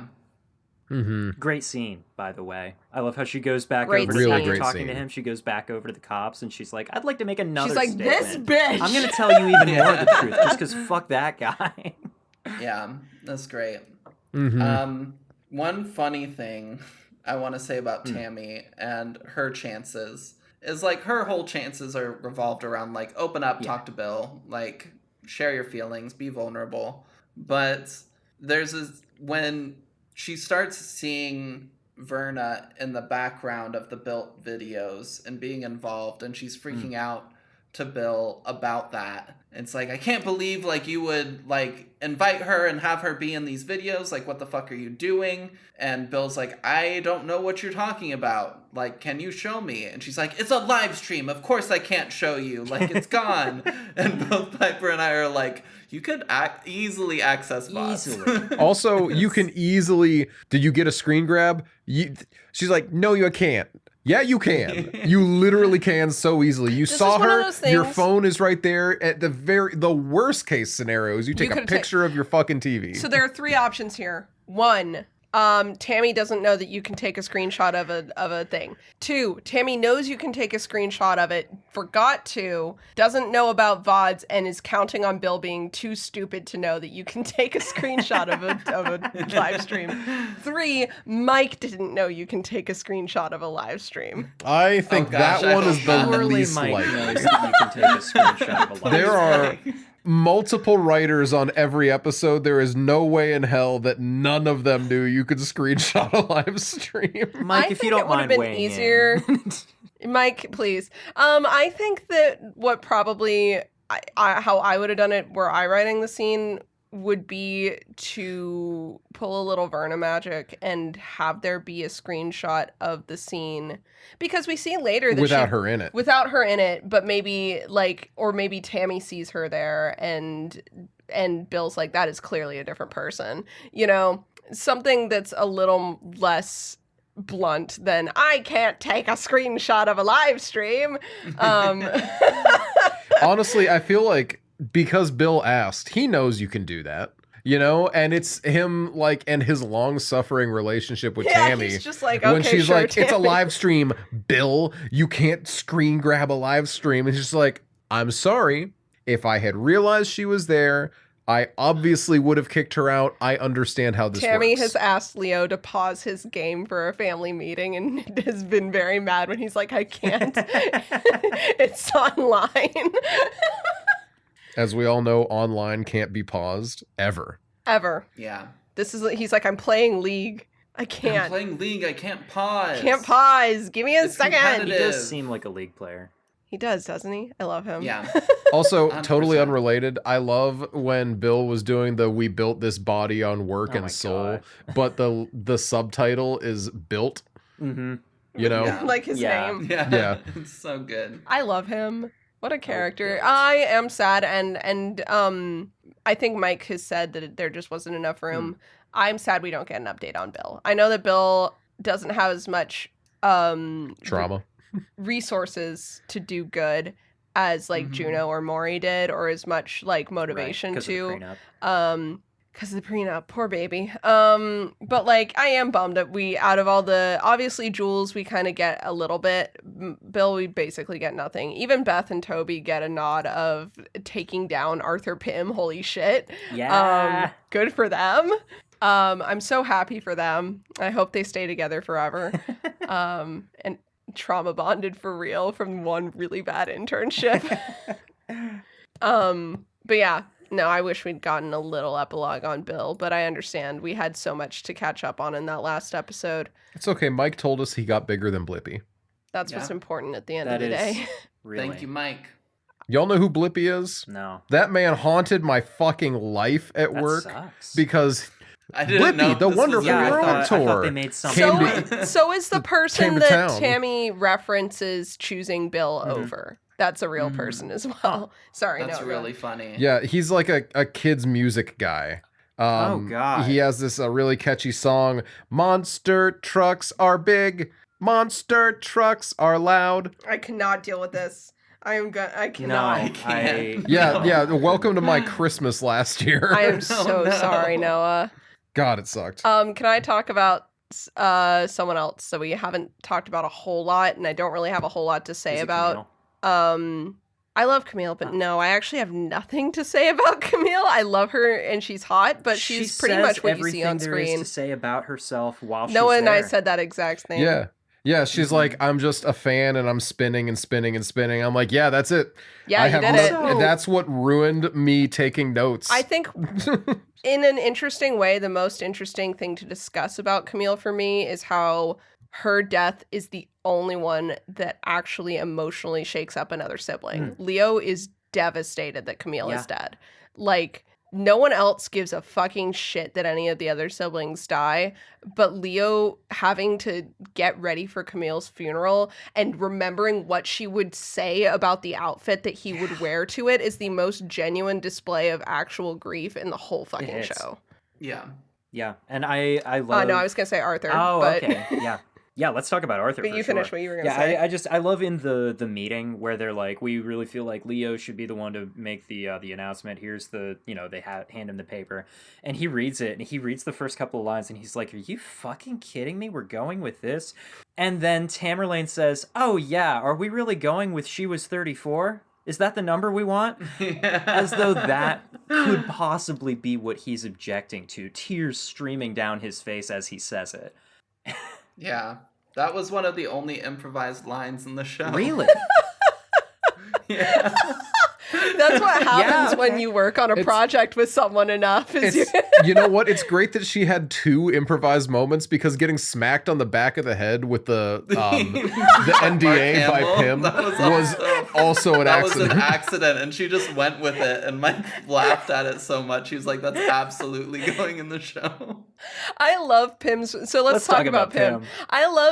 I love Pym's relationship with the siblings. I love how they're all kind of scared of him, but also just accept that he is He's just there. a presence. My 2 favorite things about Pym. One, that we learn that in the past, this man has recounted his stories to these children, whole hog, details. And then just peters but then out. just kind of stops. And like multiple times he's told these stories. And it's so hard at age, like he's been around for a while. So at age 70, it's hard to imagine this man telling these stories. But like he used to. That's so Right? interesting. He told stories He used to those be able kids. to talk about this stuff. Yeah, back when he was like 40 and 50, even maybe 60. Like, that's so interesting. I love how long-suffering he is with the family. It's almost like, again, there's this instinct in the people who have seen or interacted with Verna to kind of be drawn certain places and do certain things. And I saw one of the only fucking good things in the Tumblr tag for this show was that someone was talking about how Verna in the deal said you will never be touched by the law, and there's an implication there of like, oh, so Pym never needed to do anything because they were protected by Verna. But what this person poses, and what is absolutely true, is that Verna directed Pym to them. Pym is Verna's protection. In that way. And as such, he got the carryover protection because he had to be safe to keep them safe. Right. Yeah. Or he's just that fucking good. Yeah. Well, and that's more or less explicitly stated by Verna in that one scene that they have together, right? Where she's like, you are truly beautiful at what you do. You are actually one of the people who earns their reputation every inch. Like, she spends several minutes just talking to him about how cool she thinks that he is. Like, Yeah. She is smitten. Yeah, with him. and if he was doing nothing because she had her, like, her magic protecting the Usher family, she wouldn't do this because she doesn't pay anybody lip service. She does this privately with him specifically, even just to tell him like, yes, there has been something bigger going on for them, and you've kind of been under the umbrella of it and stuff. But also, you could do this by yourself, and you did do this by yourself. Yeah. Oh. I love how he says, I have no connections, no collateral, I love nothing. And then when she puts her hand on his cheek, he leans into it. He shudders a little, closes his eyes. And when he is being led up those stairs, he looks for her, he sees her, he keeps his eyes on her.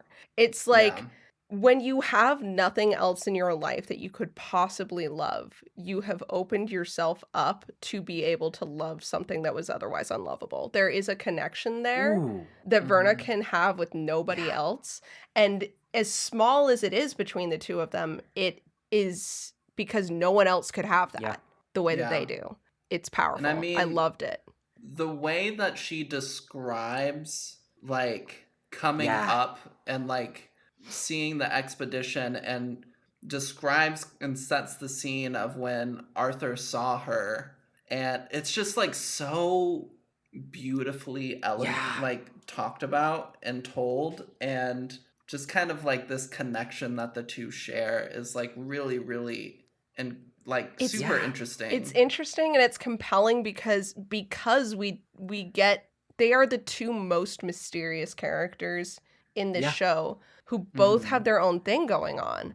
And then to have them sit down, and it's not like this combative conversation. It's the most honest the two of them have been with anyone this entire time.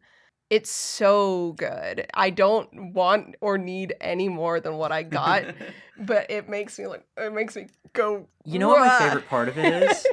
It's when she walks into the house and he gets her.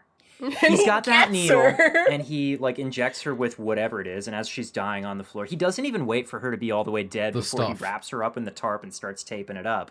And then she reveals herself, and it's clear that she allowed that to happen and stuff just to let him do his thing, to see how he does it. Like this was just a fun little thing for her, and she laughs about it. She's like, I don't know, you just had your little guy parked out front, and I thought, fuck it, you know?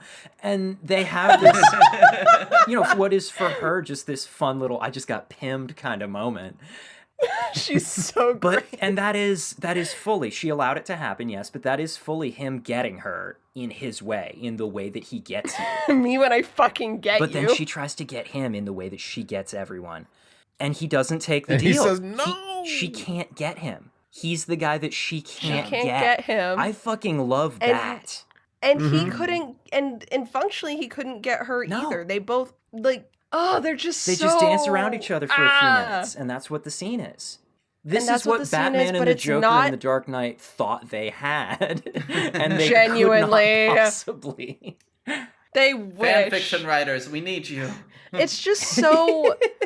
and yet it's not a nothing No. scene. The scene is It's important. so much. It plays into the themes of the show. It says something important about the two of them as people. And it's so interesting because Madeline insists that she has no collateral. Madeline insists that she's not connected to anyone and that she would stamp on anyone to get her way. But it's not true. But she cannot have that same conversation with Verna. Mm-hmm. I love it. I love it. I really like Pym's interactions with Dupin as well, because in the one scene, Oh my god. just the one scene where they're, you know, we get all the courtroom confrontations and stuff where they're both just like being antagonistic to each other. But then there's this one moment where they're sitting in the judge's office at his like lunch hour waiting for the judge to arrive, and Dupin makes a comment where he's like, you know, Pym, your whole shtick is actually pretty cool. Or like, you know, he says like, you know, something about how they call him the Pym Reaper, and he says that like, you know, he gets it, that he thinks he's like a pretty impressive and scary guy. And he says something about wishing that they had a beach and a chessboard. And before the judge walks in, Pym just goes, "Love Bergman," because that was a reference to like an Ingmar Bergman movie. And he takes a second just to be like, yeah, that's a director I'm into. And then he's back to business. That's the only time we ever hear Pym say anything that's not directly related to a job he needs to do. Mhm. Or when August says oh, this piece of shit, the Pym Reaper, and Pym's like, objection, and Arthur's like, and August is like, who is playing the crossword right now? And fucking Arthur does not He object doesn't to that object to that because one he 'cause is playing the crossword. It's really amazing. I love them so much. I want to say one more thing, Yeah. and then I will I wanna have say pretty one more much said thing. everything. Okay, do you want to go first? So I wanted to say one more thing about Arthur. Okay, then yeah, mine's unrelated, so go ahead. Okay. So, talking about how Verna describing coming up to Yeah. see Arthur was really cool. The language that she uses of like coming up to the Yeah. surface is like really Love it. evocative and like makes me ask more questions and things, but it causes me to recall a scene that I don't fully understand, and maybe some of you understand. But when I start hearing poetic language, especially for an extended period, my brain sometimes just shuts off. It's kind of like music yeah, lyrics. I get it. Where I'm like, I'm not necessarily paying attention to like what the words are, but the vibes are cool. And when Verna is talking to Madeline and says that, oh, I'll explain things to you, and then kind of tells a story about seeing like humanity start building cities and stuff, and she or someone else builds like a citadel under the sea, and Madeline's like, I don't get what the fuck you're talking about, and Verna's like, just let it sit with you, you'll get it. I believe And that's I don't another get it. Poe moment, I actually. think it's another. Probably. Yeah, it's The City in the Sea, poem by Edgar Allan Poe. Yep. Oh yeah, But that is one that I definitely started to tune out personally.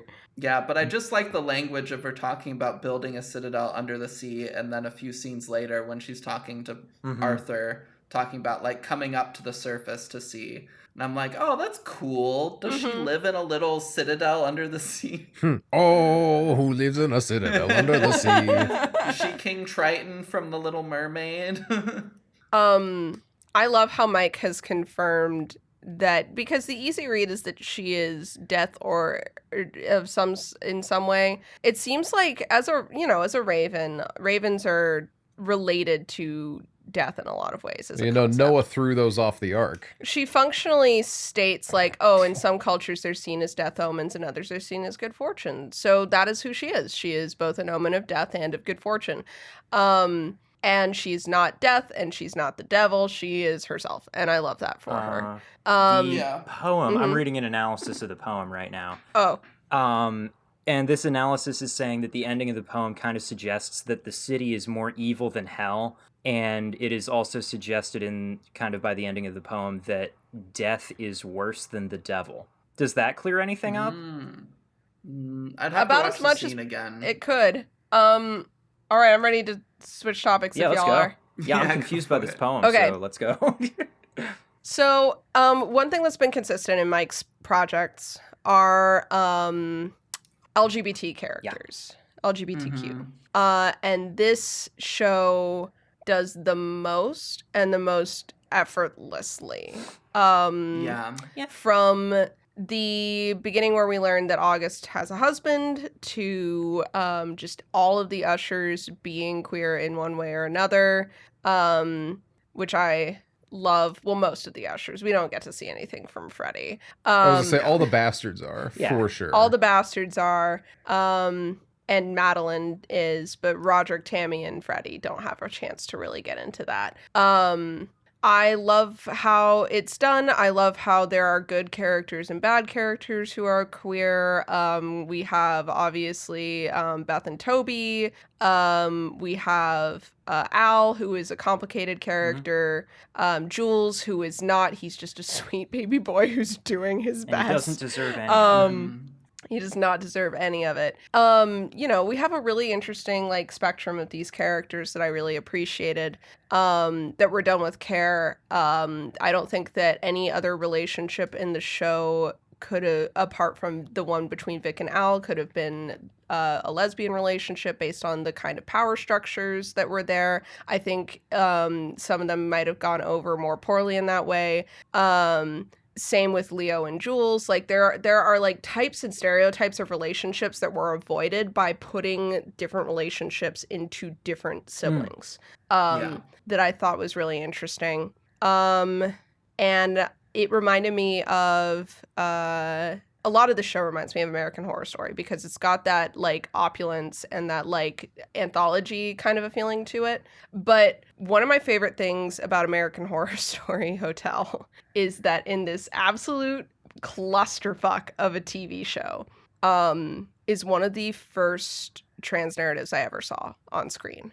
And in this absolute clusterfuck of a series where so many people are having their characters undermined in death or their whole personality is getting yanked from them at the last minute by some poor writing. This character got such careful treatment through the whole thing that made me feel like the writers actually cared about what the position that queerness took in the overall story. And I felt that again with House Usher, where I'm like, this isn't just here so that people can say that the show has queer characters. This is because this is something that is important to the people making this show. And I love that we get to see that in horror. And I love when we get to see it in horror because I think horror does it in a very specific way that we don't get to see in some other genres. So I just wanted to bring that up. I'm real glad you brought up representation because this is something that I thought about earlier and I wanted to bring up, but then I didn't. So to add on, I think this show also does a great job with disability through Juno, whose actor has a fake leg or Yep. prosthetic leg.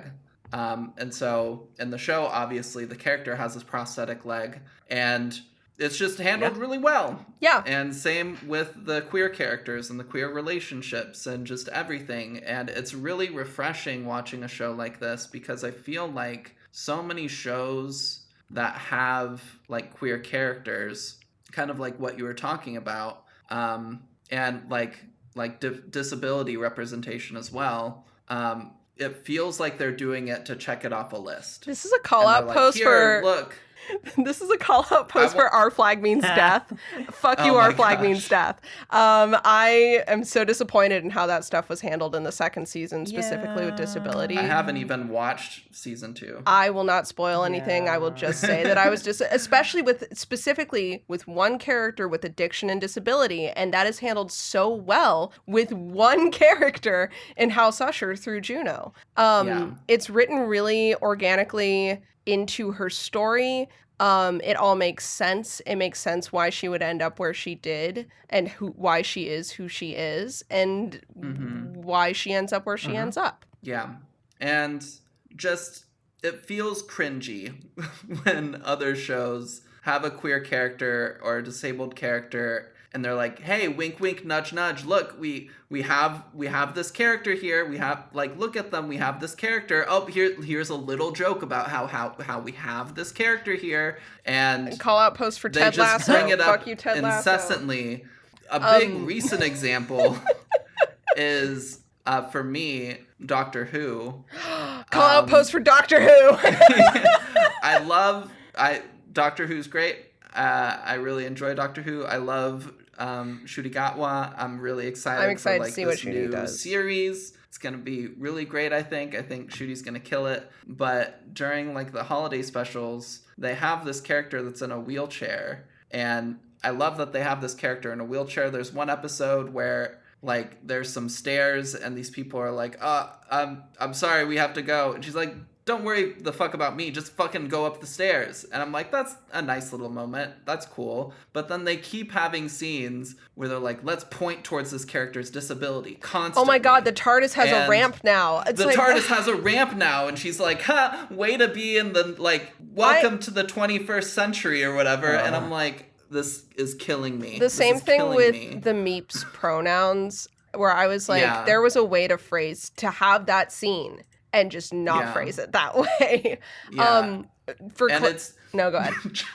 It's just so nice watching a show have representation and not constantly pointing at it. It's just really nice. It's really, really nice. To clarify, for those who might like Ted Lasso, I'm not talking about Colin. I like Colin. I'm talking about Keely's arc. Because some of it was done well in Ted Lasso and some of it was not, for multiple identities. And at some point in Ted Lasso, it started feeling like that, like wink and nod at the audience thing. It never feels like that in House Usher. It feels like, again, the characters are written that way because that is who they are. That is just how they would interact with each other. There's no reason for them not to, you know? And I do want to say, like, government is corrupted. Yeah. Everybody's corrupted. Strictly speaking, there's one party that's a bit more corrupted by large businesses than another. And specifically with opioids. And because this show and the Usher family have so many direct parallels to another family in real life, I'm really glad, because they very, very easily, somebody could have pushed on the show of like, hey, since like this is inspired so heavily, and since like the Republican Party and like that side of like the nation is so big on kind of puritanical beliefs, and like there very easily could be conversations in the show of like, oh, Usher children, you have to like hide your queer identities and hide these relationships and all this stuff. And the fact that like that doesn't come up in the show at all. And they're like, we're not going to worry about that. We don't give a shit. That's fine. These people are who they are. And it's not unbelievable either, because even in the 70s, or close to the 80s, when Verna and Madeline reference having a moment. Roderick's only reaction to that is, oh, come on. What about us? Which to me says that Madeline might have already come out to him at some point. It does not say to me this is some weird alternate universe where people are just fine with that. I think that Madeline would have trusted Roderick. Yeah. To have said something to him ahead of time. And that kind of cues up Roderick to be chiller with his kids. And I think, again, everything kind of just makes sense. Yeah. Noah has some really good notes here. I can't wait to read them. We should get to that then. I have one more character I want to talk about. I'm so sorry. That was not a cue. I was reading some over. I would shoulder. real quick just like to say I'm not talking a lot because I talked a lot during God's worst episode summary. A lot of what Nina's saying we have talked about off mic. So imagine some of the things Nina said as just being co-signed by me and some deep points also coming from me. Because I have a lot of thoughts about the show too. It's like reverse Roderick and Madeline. It's reverse Roderick and Madeline. I'm the brains behind our couple and Nina's parroting all of my deep thoughts. And the biggest difference is that you're not siblings. That's a huge part of it. That is a really big part of it. That said, Noah, do you have any of... I know that you have big feelings about Pym. Do you have anything you want to add to that discussion that we had, or... Oh, no, I'm just mad that I didn't get around to reading his backstory book, because I learned it was a book 1 week ago when I was getting my notes in order and about to start rewatching this show. You know, I got all the episode headings in. I got some notes like Telltale Heart is the only one that, from what I can tell, the teleplay was not written by Flanagan at all, according to the Wikipedia page. How about that? He didn't touch it. It was all Danny Parker, who worked with him on Midnight Mass. That's awesome. Now, does that mean he didn't have any say in it? Does that mean he didn't write it at all? I don't know what a teleplay is versus a script. I don't know if there's a difference. But she was the primary credit on that bad boy. So, you know, like, I don't know, things like that. But I have nothing else to add to Pym. I think he's a really compelling character, and I'm glad that the show doesn't have any more about him. I can only, God, if it wasn't fucking Flanagan, if this was a Marvel show, I would have 17 different Arthur Pym spinoffs, and I would hate him. Yeah. And I'm so glad that Pym only works. Series. Pym only works in this bubble of not seeing him on screen at all. We are told he's a great lawyer, and we don't need to see him be a great lawyer. We are told he's a great fix-it guy, and we only need to learn that because he comes in and he's like, I found these photos on the internet. And that's it. Yeah. According to the metadata, they've been up there for years. Cool. That's all. I don't need to see him find the photos. I don't need to see any of this shit. I get to see him be the cool guy and vanish. And if I see more than that, his character falls apart because he is balanced on the head of a Pym, so to speak. Yeah, really. Great news. Really. Great news. Nina has the book. Page 273 of my giant fuck off Poe book is Arthur Gordon Pym's story. So we'll be reading that. Nice. Fuck, it's huge, man. This book is gigantic. It's like 100 pages long. This shit's like 100 pages long. God. How the fuck? And there's hieroglyphs in this. Well, yeah, he went everywhere. How the fuck am I supposed to? No, it's like in the writing, in the main text line. Yeah, he went everywhere. The root hieroglyphs, to be shady. I'm gonna hold this up to the camera just so that you can see. It's not like big. It's just like there. Yeah. Oh, yeah. Yeah, I'm excited to read that. Anyway, Emma had another character. Whoa. I have another character I what want do to we got? talk about. Verna. I love Verna. I love Verna. I think she's fascinating. Speaking of characters we all don't right, moving see on. a ton of, but we get Carla- the perfect amount of them, right?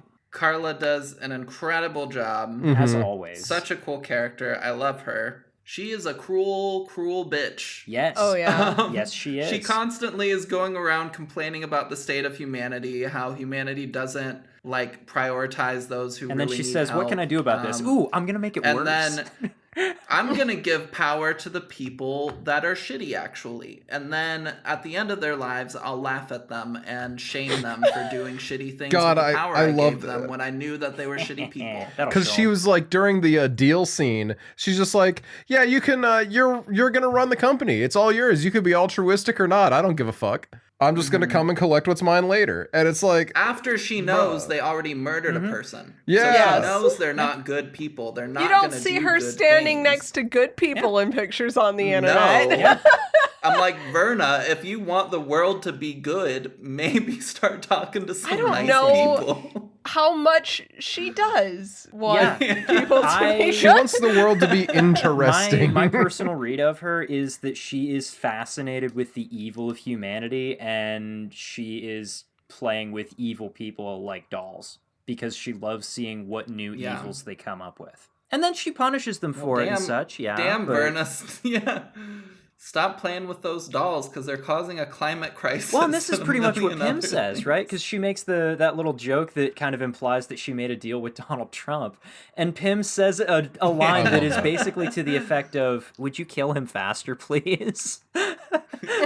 When's his deal coming due? Like, even I have my getting limits, tired he of it. says. Yeah. Yeah, she is the she's really interesting because she kind of waits around for people who are doing awful things and then steps in and is like, "Hey, want to be You like awfuler?" being to awful, see do how ya? like how deep How tough down are it ya? really is in their heart and what they're actually willing to Mhm. do, because they think they're willing to do anything to get what they want. And she says, "Is that true or not?" Because it's the only comeuppance they'll ever really face is from her. And so the question for me is like, to pull it to D&D alignments, what is hers? Are we looking at neutral evil? Are we looking at true neutral, chaotic neutral? Like, I'm curious what your guys' thoughts would be. I think she's a normal person because I can think outside of D&D. I am very smart in ignoring the prompt. I think she's true I neutral, would- though. No, she's evil. No. She's some manner of evil. Yeah. I feel like... I think she was potentially true neutral at one point, but eternity is a long time, and I think she got bored, and So that to me and reads eventually as... that kind of shifted. She had an alignment change, and I think she's neutral evil. See, because my thought reads it as it's really hard to quantify the morality of a being beyond our understanding. You're ignoring my prompt Lawful again. No, evil. I'm just kidding. You're right. No, that's what I'm saying. That's why I'm saying neutral's the right answer, because No, it's it's really true. hard. Lawful. Right, it's in like the my Christian... It's terminology. lawful. She offers It's a like contract. The Christians used to be about... Lawful can be neutral. So lawful neutral then. Oh yeah, I did say true neutral. So Jeff, are you saying lawful I'm saying neutral, or are you I'm saying lawful evil? evil because Okay. she is definitely evil. If she were not evil, she would use her power for something other than making the world worse. Yeah. She would change the world in a way that doesn't change it at all. So, it would be a neutral kind of But thing. here's the question. She would make deals with more regular people who aren't going to cause massive, horrible amounts of death and suffering. She makes deals with people who specifically will be the worst they can possibly be because she's offering them a contract that they cannot possibly get out of. Okay, here's my thing. I think she's lawful. I don't think the laws that are being followed are hers. She constantly references loving her job. Mm-hmm. She is an agent of something. Jesus. She talks about not liking certain... Yes, exactly. She talks about not liking a lot of elements of what she has to do. Mhm. You know, like collecting and shit like Yeah, that she has on to do, innocent she people. says, yeah. Not her thing. I think she's an agent of death, and that she has chosen to... I think the people she makes deals with are her choice, but she has been tasked to go out and make waves in this way. That makes sense. I'm still gonna say neutral evil. Okay. I think neutral evil, I would say lawful, other than for the fact I think she follows the rules. I don't know that she likes it. Yeah. And I think if we're talking alignment, you can follow rules and still not necessarily. That's how I end up playing a lot of evil characters, is like they'll follow the rules, but not because they believe in them. Yeah. You know? Yeah. She mentioned that Roderick is in her top 5 by body count. I really want to know if Mikey had thoughts about who the other 4 were. I imagine Genghis Hitler Khan probably was one. Genghis Khan actually has to Genghis be Khan up has there. got to be number 1. He has to be. And would Imagine Carly Gugino hanging out with Genghis I'm Khan. doing it. I'm on with it. Genghis Khan, with one of it's at least Nero for sure. Nero's one of the people. Maybe. I don't know about Nero. Caligula. Gucci Caligula. Caligula. That's such a fun God, line. Gucci Caligula is a really good line. Add this the to the name of list my of new questions band. to ask Mike on Tumblr. Yeah. Be like, hey. Because there are plenty of... I think what's interesting is we see plenty of evil... We see other evil people in this world that Verna has not made a deal with. We see Griswold and the Usher's dad, Mhm. you know? Yeah. There's a lot that goes into... Well, let's be honest. Griswold didn't have the kind of potential that Roderick and Madeline did. I mean... No. He was a small-minded evil man. Also, He was going to burn already out and had be power. fine. They were trying to get it. Yeah, he had nothing to try and get from her. Yeah. Yeah. No leverage, like Pim said. I think the biggest kind of point in Madeline and Roderick's favor that makes it unrealistic is, which they have to have because of the way that the story works, is that they were actually born into nothing Yeah. and rose through the ranks. There was no nepotism that got them where they were going. They were the kids of this big Right, company. but in a disgraced But- bastard I love way. Griswold talking about it too, where he's just like, "We all knew. I don't know why he never bothered Everyone claiming has you." always known. Yeah. Which is why Roderick decided he was going to claim all of his Mhm. bastards, because he didn't want them to grow up like he did. Yeah, if no Well, other also reason, because definitely they were not going to die that Verna instinct. But also because they were going to die a horrible death because of him regardless. So it's like, well, I've got to give you Right, but he everything that didn't- I can because I owe you that at least. And I wonder if there was that itch that, because again, he didn't remember, of like knowing that, but he justified it with, oh, it's because of my dad. Okay, can Yeah. we talk about the not remembering thing? Because, oh my god, I love that so much. The idea that you could make this Faustian deal with someone like Verna, but then, like, that shit wouldn't feel real, right? Because that's insane. That's ridiculous. And it doesn't happen in real they're life. literally- Walking away from it after pulling a murder all-nighter, how are you to feel except, that was weird. I'm going to deal with shit that's real now. Yeah, I mean, they literally, as they walk out of the bar, they're like, "Damn, that was You crazy." think that actually is Yeah. anything?" And they literally basically land on probably not, but who knows, until they turn around and see the bar was Yeah. never there. But then, just like he said, they were a little caught up on the murder thing, so they just didn't think about it again. Those next couple of days would be so busy. Something like that could very easily just slip your mind because it would get stored in your brain the same way that a weird dream would. Like, oh man, you remember that weird stress dream that we both had the night that we killed Griswold? That was weird, wasn't it? Yeah. You know, we both killed Griswold, and then the devil appeared and said, "I'll make Yeah, you live but, like, forever," or something. When you just committed such an incredibly horrible murder, isn't it such a believable idea that you would have a stress dream about making a deal with the devil? Like...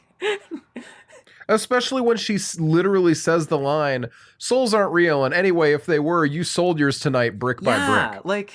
That's the kind of thing I that's going to love her. stick with you. I love her so much. I love the idea that you could make a deal like that and just... I don't know, forget about it afterward, maybe, because, like, I don't know, it was a weird weekend. It was just a crazy night. I love that it also seems like Verna just kind of let it go for a hot second. She wanted them. She was like, all right, Yeah, off she they was go. just like, yeah, they'll forget about it, whatever. Yeah. Have a good one. Well, I'll be back. And then she shows up and she is like, Surprise. just hanging. She's like, hey, it's me. It's me. God, I love her. Hi. I'm the Raven, it's me. No, that's so cringe. Classic. I like doing this trick. I call it making Nina's skin turn inside out, where I say shit like that, and then Nina's skin turns inside Wow. out. It worked. It's That's incredible. crazy. I have Why do you call it that? one last thing, Oh, yeah? and then I'm done. I have no more other things to say. No more things. Rewatching the show this time. So we have young Roderick Usher. He's like an adult working at the company, has a wife, has 2 kids. played by the guy who plays Rory in Midnight Mass. I don't know the actor's name. Zach Gilford. But watching the show now, and especially watching episode 1 when we see Roderick and Madeline as kids. Yeah. And knowing that young Roderick was played by Rory's actor, seeing the kid actor, and he's not a kid, he's like a teenager probably, but seeing him and like throughout episode 1, I was like, that kid looks spectacularly like the actor who plays Rory or young Roderick. Are we talking? Wait, hold on a second. And Who are we Riley, not Rory. talking Riley. about here? Riley, Okay. Riley, I had to look it up. Sorry. Oh, okay. I Thank got you. it. I apologize. I'll dub I was it. like, I just this assumed I this forgot kid his name. looks remarkably I see too many. remarkably Sorry, I like see young Roderick, the actor who plays young Yes. Roderick. And I was like, does he have a brother? And did they cast the brother as Kid Roderick? Because that's genius. Yeah. And Kid Roderick is doing a pretty good job. And then I looked it up, and they're not related. And I was like, oh, that's crazy. very surprising because they look a lot alike. Yeah. Fantastic. The reason I remember Riley's name is because a lot of this is a big one, you guys. A lot of edits for Father Paul from Midnight Mass start out with him yelling at Riley, and he says Riley's full name a lot in that sequence. Yeah. Classic Nina L. remembering people through TikTok fan edits and fan cams. Yeah, it's a disease. Nina's when there's a healthy way to remember names versus Nina's when they can go on TikTok. Yeah. Yeah. What was I gonna say? Oh, I had the same thing watching Better Call Saul recently because there's a scene where there's someone playing someone's mother, and you think because you hear her voice first that they've just put the adult. It's Kim. You think they've just put Kim's actress like in makeup to make her look older or something because you can hear her voice and it sounds exactly the same, and then they cut and it's not her. It's a completely different person, and I'm like, why does she sound just like her? That's actually terrifying. People are getting too good at casting these days. Also, if you're playing the Casual Obsession drinking game at home, Nina did just start talking about Better Call Saul. Yeah, it's gonna happen for a couple more weeks. I'm fully caught up now, though, so I'll get it out of my system. I'm looking forward to seeing how you. I've talked about all of my Call shows Saul in our next movie discussion. Yeah, don't worry, it'll happen. I'm real curious. It'll be in the ghouls. We'll find something that someone has been in. Yeah, that makes sense. Perhaps. I've actually been wanting to watch Nobody, but Oh, I you don't. It's want fine. to? Yeah, Is it? It's dumb. fine. Okay. It's just action and such, you know. yeah. Okay, Yeah. I'll give it a shot then. It's Walmart. Are we genre, ready? In a way. That's what I hear. And what is Bob Odenkirk if not Walmart? Don't Don't even. No, that's just not. do that That's to just either not of them, right, frankly. I didn't say I They are didn't finish entirely that. their own. We know what you things, meant. You know they. That's not even where I was going. Well, then with what were it. you I gonna just say, stopped. Nina? Walmart. You're calling Like, Bob Odenkirk as a- Walmart? Wow. Yeah. I'm telling him you said that the next time that I have lunch with him. I'm tweeting him right now. Please do. He's listening God, to this don't do that to podcast me. already. It's too late. I'm Hi, live Bob. streaming. I'm actually no, that is too little for you. Hi, Mr. Odenkirk. Mr. Odenkirk, please. Mr. Odenkirk. So I suppose we're ready. I think Are we we're ready for Noah's notes? Yeah. Okay. We're talking about Better Call Saul. Noah here. says- Noah says, yeah, that's how you know we've hit the end. Noah says, I love the opening of this episode, flipping through the family suspect list with all. You gotta say what episode we're in. Oh, we're on the first episode. I'm going through this chronologically. When we get to a new episode, Okay. I'll let you know. Through this family suspect list with all their death dates. Honestly, if I had paid attention, I could have known who was going to die in what order, but I was too distracted this time, way too invested in being excited the first time. He says, Kate is so fucking hot, what the fuck? Me too, bestie. Could write that note about any of these shows. Honestly, yeah. It's a copy and paste from my last set Of of course. notes. Noah says, I can't imagine being so rich and shit that my doctor is like an honest to God personal doctor who like is going to your house to tell you serious news. Unimaginable. Also, Perry locking his car as the doctor walks by, lol.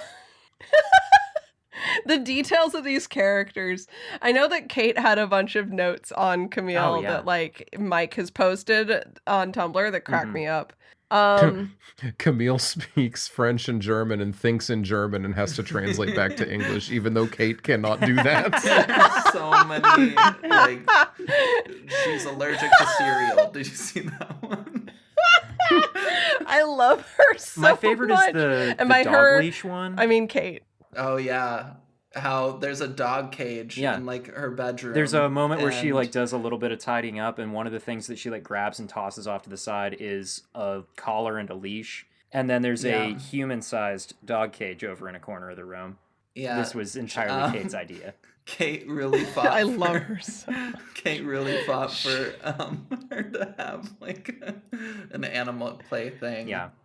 But never talk about it. Yeah, and It's the I there. love Mike her. said that he like resisted the idea at first, but then the more that she argued in favor of it, he was like, yeah, you know what? She's making this actually really fit with the character and with her specific interplay with Toby and Beth, and like it works. It feels like it's important. I would not So even they put it in. blink. Honestly, Yeah. it just does not even It surprise me. doesn't. No. Her favorite snacks are green tea Kit Kats, but they have to be the ones from Japan. I respect that. She's Yeah. so Yeah. me. I mean, when you're You rich know? like that, you can make these insistences. Yeah. It's not even that hard. No, Even no. if you're not rich, you just have to know which place to go. I'm just saying, she's also allowed to make the insistences She because is. she's rich. True. Noah says, on a rewatch, the foreshadowing details really stand out. The dust on Roderick's hands, the death dates of the kids letting us know what's about to happen, the kids on the balcony that all set up how they died, and the framing with him in August at the house is also really great. I love seeing all the side view shots with them heavily lit up by the fireplace. I love the stage we have set for us. It really works for me, especially on a second watch. Yes. Initially, it's kind of like intriguing, but I think this whole show works really, really well on a second Absolutely. watch. We haven't talked very much about the interview scenes. They're really, really good. It's just they speak for themselves in an awful lot of ways, so they don't make for Yes. good discussion. As a framing device, I really like how, as we get to see, I know I said this before, as we get to see August and Roderick's relationship in the past, their relationship in the framing device makes more sense. Yeah. Especially during Tamerlane's episode where Roderick falls out of his chair and August helps him up. And it's like August has had to see this man's entire whole thing happen. And now he's seeing this man who he hates, like, having these episodes. I love Yeah. it. Yeah. It's really good. Noah says, This is episode 2. episode 2. Love August Dupin and his shady ass practices. This is him and just being like, they must have assumed I was a cop because I was wearing the cop coat. I love him so much. Not my fault. Roderick saying, that's an idiot question. Of course not. To the question of whether there will ever be enough money is great. It's nice to see a mask off character. Mhm. Yes. Will there ever be enough? Oh, what the fuck is wrong with you? Of course there will never be enough. Couldn't Dumbass. possibly. Another note about Gucci Caligula here. We talked about that note already. All of Perry's choices are made because of the feeling of being inadequate to the rest of the family. He's just rolling as fast as he can. Leo tries to slow him down, tries to keep him from burning out, and in line with the frantic burnout thinking and how he's just an experienced child, he doesn't think twice about using a building that's slated for demolition or chemical issues. There's so much about that anyone would know to look into, but since Perry thinks he's invincible, he just goes. The thing about that whole episode is, the whole time, every single decision that gets made, you're like, I'm just watching step by step every movement towards an absolute disaster. Every step, you're like, this is so obviously a terrible idea. And then he decides to do it. And you're like, God damn it, why are you like this? Every moment of It's the entire so episode. good. It's incredible. It's such a strong opening because, so for two things, in The Mask of Red Death, the book, you get several descriptions of different rooms with different colored lighting. And as the Red Death walks through each of these rooms, the people are dying in them. And there's that building of suspense and knowing what's coming when he gets to the red room. That feels very much like this episode, even though it's so different. There's still that like obvious ending that we are going to. And we can just see it getting closer. Closer? What's that? I also love how this episode doesn't shy away from just showing things. It gives you a really good taste of exactly how self-indulgent the show's going to be compared to the others that Flanagan's done. They've been all very like, the death scenes have been appropriate for the character and tragic, and I think you get one truly gruesome death per show. This show we get approximately one per episode. 8 gruesome deaths. Yeah, this particular episode we get a damn Cannibal Corpse album on it. It's so good.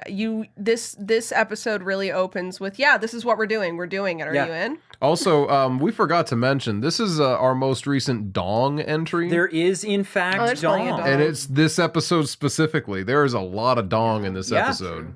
Can I... Go ahead. When you finish, let me know when you finish this episode, and then I have a comment. Okay. Noah says, I love Roderick's idea of what AI is. Yes, Roderick is stupid. Putting her into some video game or something. I love Lenore. Noah says, and Grandma? No, never again. I'll hit you. I love Judah so much. She's immediately like, we are closer to the same age than I am to the man I'm married to. Please do not do this to me. The way she says, I'll hit you, too. The way she like whispers it, like... I love her so much. I want to give her a hug. Noah says, love the hush mask at the orgy. Personally, if I was looking to get laid at the orgy, I would not be wearing an incredibly disconcerting mask. No, so Noah says that I would not wear the Hush mask to an orgy. Lots of people were into the guy from Hush. So jot that down. That's really concerning. Go through that Tumblr tag sometime if you want to. I'm good.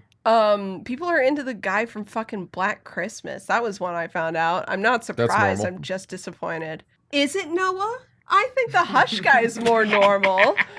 What, it is big sad eyes? It's normal, to be frank. All right. Some of us don't like to get hunted for sport, I guess.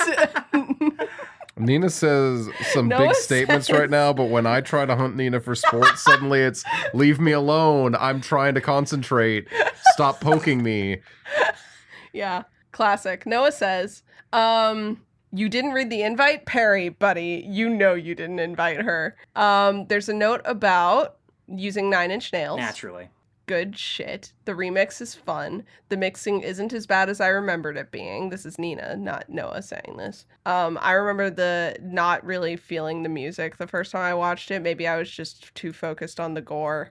Nina hated the music in this show the first time we watched it. I hated the score to this show the first time we watched it. I don't hate it as much this time. There's still a couple scenes where I'm like, this is a little much. The original music is all very, very trying not to say this in an overly negative way, it is very standard Newton Brothers Mike Flanagan scoring.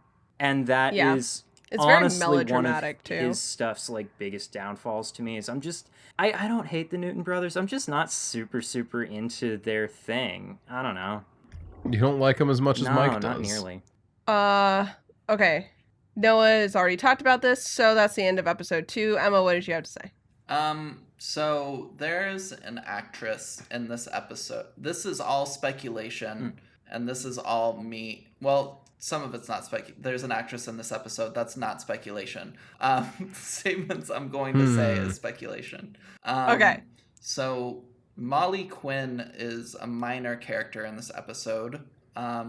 Molly plays one of Prospero's friends. She's got like red hair, and she was like the main character's daughter in the show Castle, and she's been in a variety of other things since then. And after last year, maybe around like September, October, Mike and Kate were in Japan for like a month-long trip with Molly and her boyfriend. And back then I was like, oh, that's interesting. Like, I didn't know these two knew each other. Like, that's cool, because I grew up on like Castle and really watched that show with my mom and really loved it. And they were just like on this month-long trip together, and Mike would post like vlogs of like their days, and did that for like the first like week or so and then stopped. But I was always curious, like, why are they traveling together? And then she showed up in this show, And I was like, oh, so they have worked together. That's really cool. Mhm. And I was expecting her to be a bigger character than she was since they were traveling together. But then she dies that episode. And so I was like, huh. And so I'm just going to make a statement now that I think one of Mike's first Amazon shows is going to be set in Japan with Molly as kind of like the main character. And it'll be, none of you read this book, and I read it to filth, but the Nothing But Blackened Teeth book is about kind of white people going into Japan and like being like irresponsible with Japanese culture and customs and get haunted by some like yokai and Japanese spirits and things, and they die. And I think there's going to be a similar project narrative that Mike is going to do, and Molly is going to be in it and a major character. And yeah, I'm just gonna publicly call that right now. And if I'm right, then huzzah. Place your fucking bets. Yeah. I'd love to see that because I really enjoyed her in this episode. Yeah. Mm-hmm. Fun character, fun dynamics. On that note, seeing all the behind the scenes shit that Ruth, Juno's actress, posted to, I shared it in the server, but she posted to her TikTok, extremely hilarious. Oh yeah. It seemed like it was just a great set to be on. There's videos of the guy who played Perry in his like full like suit, like dancing around. Kate put Ruth's leg in the roof of one of their tents.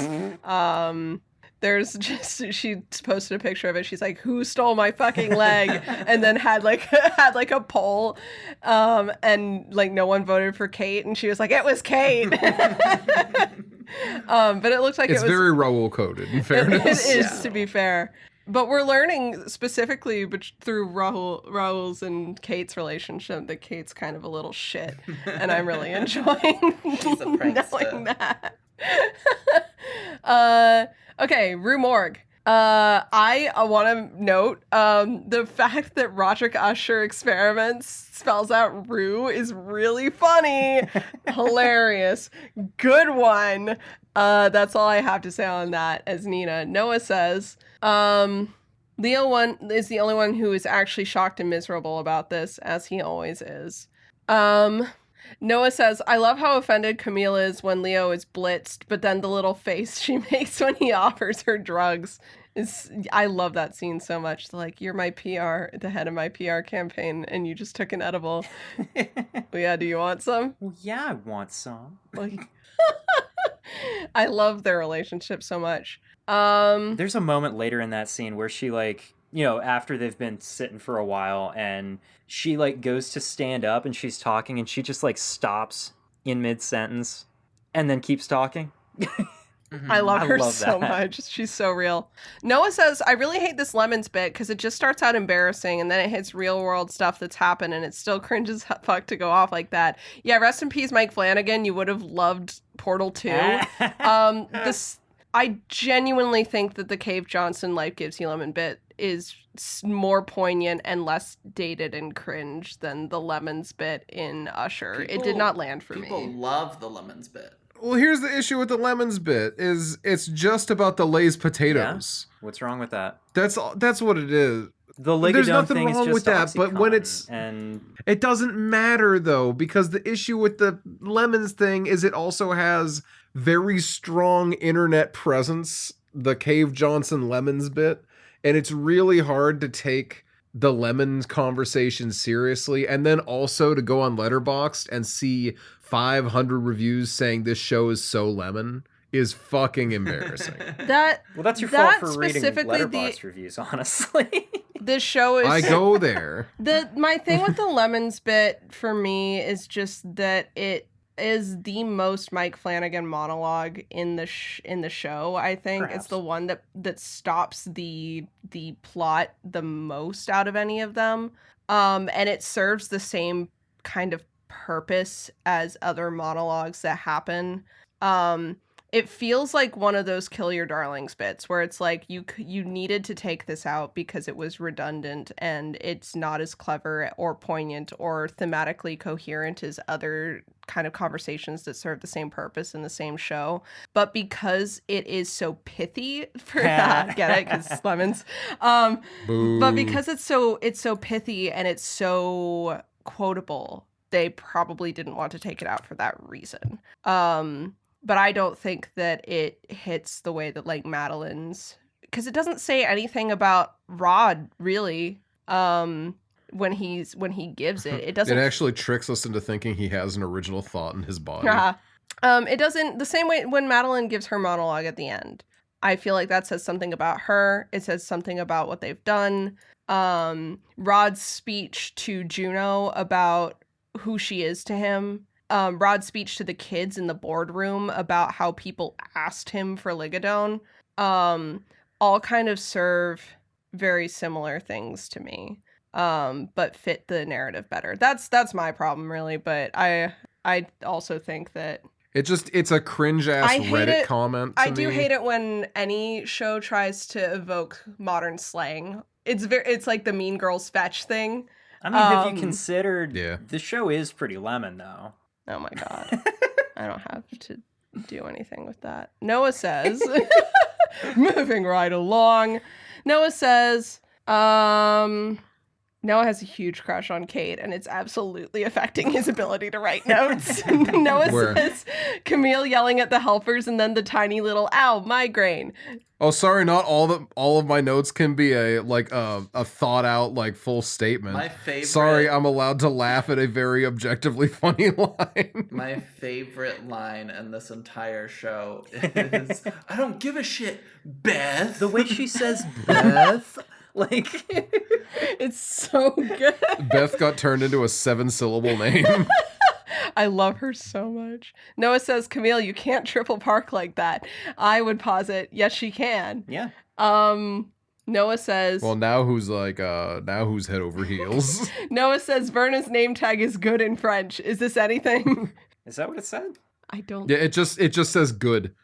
Obviously, it means she's good. Well, yeah. So there's the alignment conversation you're welcome. solved. She's lawful good. No, just good. Noah, we're on to episode 4. She's awful good. No, we're on to episode... Episode 4, go ahead. We're on to episode 4. Verna's character in this one's very funny to me. Noah says, little kitty cat hot tubs, deadpan. They'd hate that. I'm a money bomb. Verna also being like, looking at the carnage that the cat made, and fucking Leo's like, see? And she's like, well, yeah, it is kind of weird that she put them in the tub. The zoom in enhance bit in this episode is very good. Noah says, God, I love that huge ass bag of Coke that fucking Leo gives Freddy. It is an awful lot. Oh God, that's very like big bag. It's way more than he needs. Yeah, that's like a half pound of Coke. There's not a lot in Black Cat, I think. Noah says, thank you, Mike, for doing such wildly great gore effects in your stuff. The cat was a bad time to look at. Verna was also looked awful. Yeah, the gore and special effects in this one are great up until the like CG cat at the very, very end. But all the practical stuff is pretty good. The CG cat throughout Noah's... is a little, he's there and gone, so it's like you don't have a lot of time to notice, but...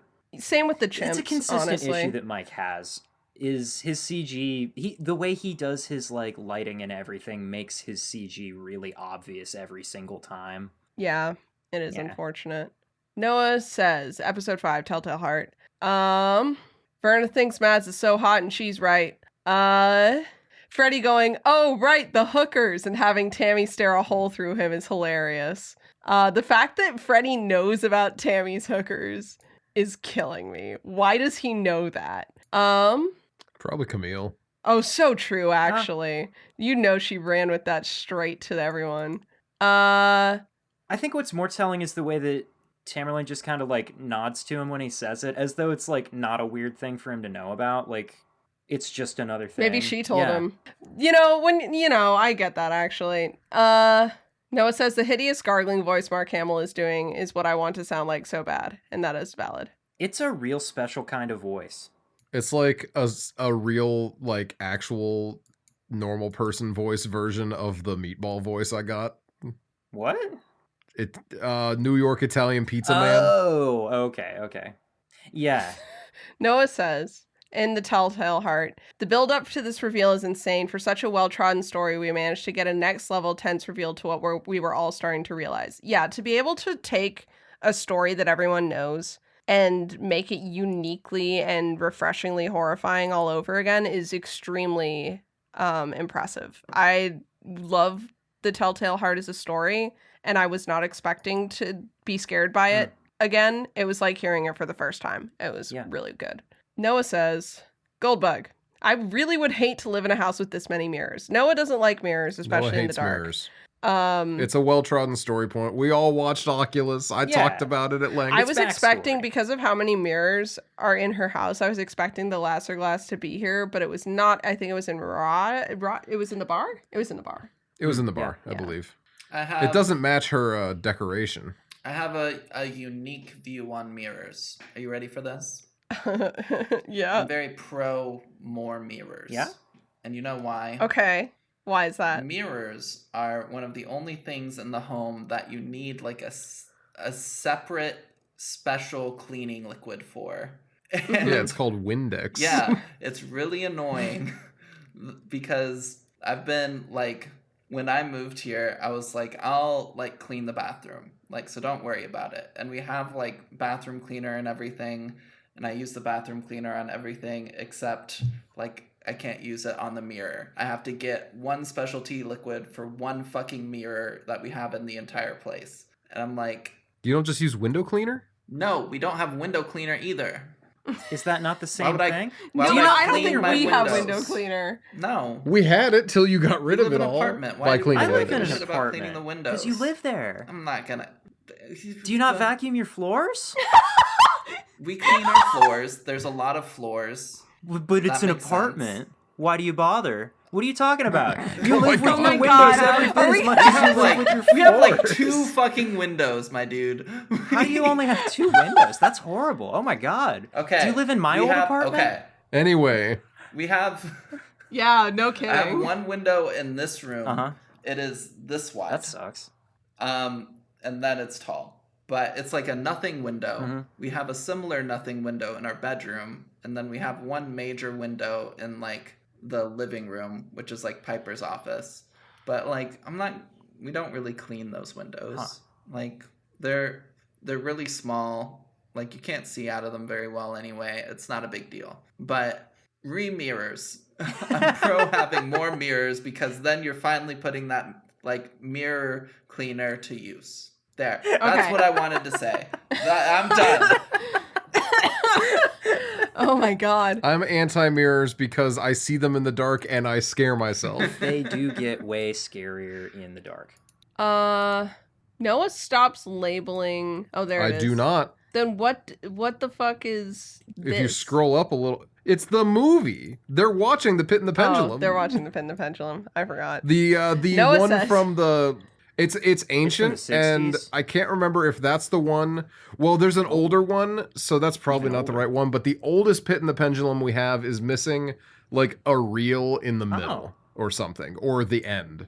Yeah. That's interesting. Noah says Roderick is writing off the Goldbug launches. Tammy has it down. It's fine. No worries. I don't want to be there. Yeah, great, Roderick. All your kids are dying and you are ignoring it. Good for you. Noah says, no, not the stock background. You're blowing it, cough. She's so cooked.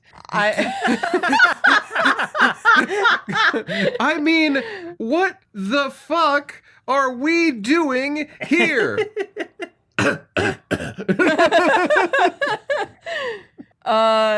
Noah has one note that is when Juno gets hit with the fucking mic stand that just says Juno all caps and then a sad face with like 6 parentheses on it.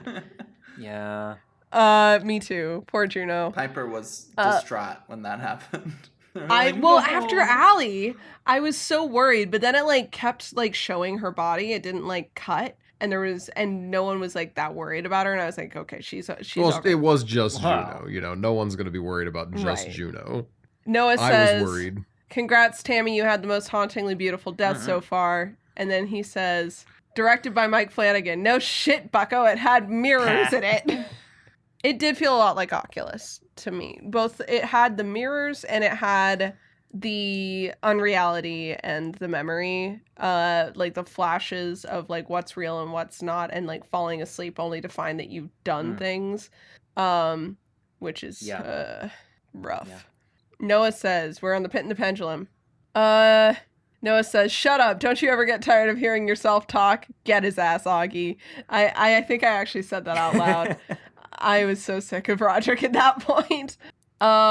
He's just so up his ass the Noah whole says, time. He is. It never stops. You think maybe he's going to chill the fuck out because he thinks he's chilling the fuck out, but he's only getting worse.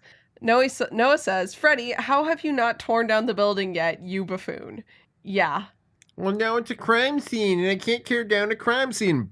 Brother, you are a criminal. And Roderick's just like, I wanted you to tear it down illegally the first time. Get the Jersey Boys. I love when he's on the phone. He's like, the Jersey Boys listen to Roderick. The Jersey Boys listen to me. And it's like, man, you're talking to the Jersey Boys right now. I'm sure they don't want to be called the Jersey Boys. He's such a dipshit. Noah says, Madeline pulling Annabelle Lee and the kids aside because she knows this is going to turn into Roderick shoving August down the stairs. That is exactly. Noah says, Madeline has been on top of the world so long she's forgotten what it's like to actually be a step behind. She's running things so strongly in her life that when she's confronted with something honestly outside of her power, it takes her a hot minute to realize what's happening. Also great to know she still thinks she has a chance to deviate the contract by killing Roderick early. I don't know why she thought that was going to work, but go off, girly. If anything, it would have killed her early. It seems like it just fast tracks the whole thing. Noah says, rest in piss, Roderick. Literally, nobody's going to miss you. Froderick. The fact that Froderick died with his dick out and we didn't get to see it. No, I'm just kidding. I actually didn't want to see that. Noah says, Mads heard the jingles. That should have told her it wasn't going to be a clean out for her. I am curious if Mads had Catasil or not. Kind of seems like not. Seems like not, yeah. I only say because she doesn't see most of Roderick's delusions, but she starts to hear the jingles then, and her attacking Roderick mirrors her mom attacking her dad. That's a good point. Those are my main 2 points. Is maybe it's just his onset later than it would for Roderick, and since this whole thing was set up when Roderick would have died a natural death, maybe hers would have just started to onset later. Who knows? Not us. Noah says, last episode, Verna comes in and just rocks and rolls with, hey, Roderick Usher, you've killed an insane number of people with your drug, freaking wild. Anyway, I'm almost done knocking down your whole family. I love that scene. The bodies falling down and stuff. That's incredible. I love that. Oh, yeah. Mm-hmm. She is so sick of him at that point. She's like, let's get this out of the way. Noah says, I would love to see all the flashback scenes cut in order just to see how it plays. I've had that thought too. It's one of those things where I know they're in the order they're in because that's the way that makes them actually impactful and good. But I'm also, anytime there's like a side story told, there's a part of me that would love to see the entire side story divorced from its context, which I know is like an absolute bastardization of how the scenes would work and would suck, but it would just be kind of interesting. What if I made House Usher worse? Mood. Noah says, Pym is such a sad character to look at. He's a man who's lived 70 years without an ounce of human connection because he wanted to make sure he was impeccable, and he holds that line to the end. It's interesting because... Unimpeachable. He was impeccable. It's interesting because we see other characters isolate themselves, and they aren't able to fully isolate themselves because their family is their strength, and like it's the only reason for Mads and for Tammy that they're able to do what they're able to do is they aren't fully detached. They want to detach themselves, but they are not, it's too late. They've already made connections. They cannot fully detach themselves. Pym has nothing. Yeah, he's the one who's actually been successful in that. And you can tell because he's involved with a family that is not his. Everyone else is dealing with their own family. Pym is just there. Noah says, There was a part of me that thought Lenore would survive through this since she wasn't in the direct line of children. I was devastated when Verna showed up in her bedroom.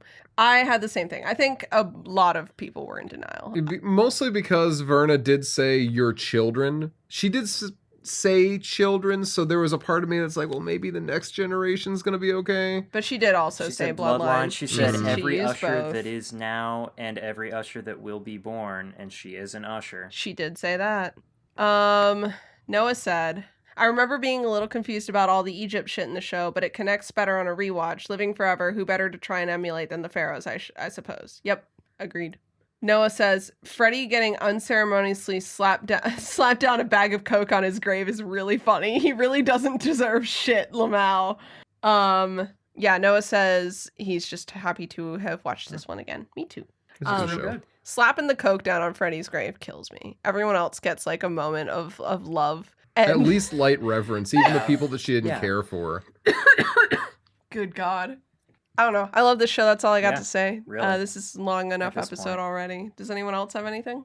You know we don't have anything. It's gonna get cut down, but God, I like hope. we're past 4 hours. Yeah, we gotta wrap. This is a big one. This is a supersized episode for I sure. joked about the show being 9 hours before. Yeah. So we just have to You have did. 5 more hours of content. I'm committed. I'll leave y'all to it then. I've been Nina, one of your hosts. You can find me at Nina Wolverina on, we'll say on Instagram for now, and on Tumblr, Nina Wolverina with a 3. I'm trying really hard not to be on social media much. Mood. It's bumming me the Mood. fuck out. Yeah.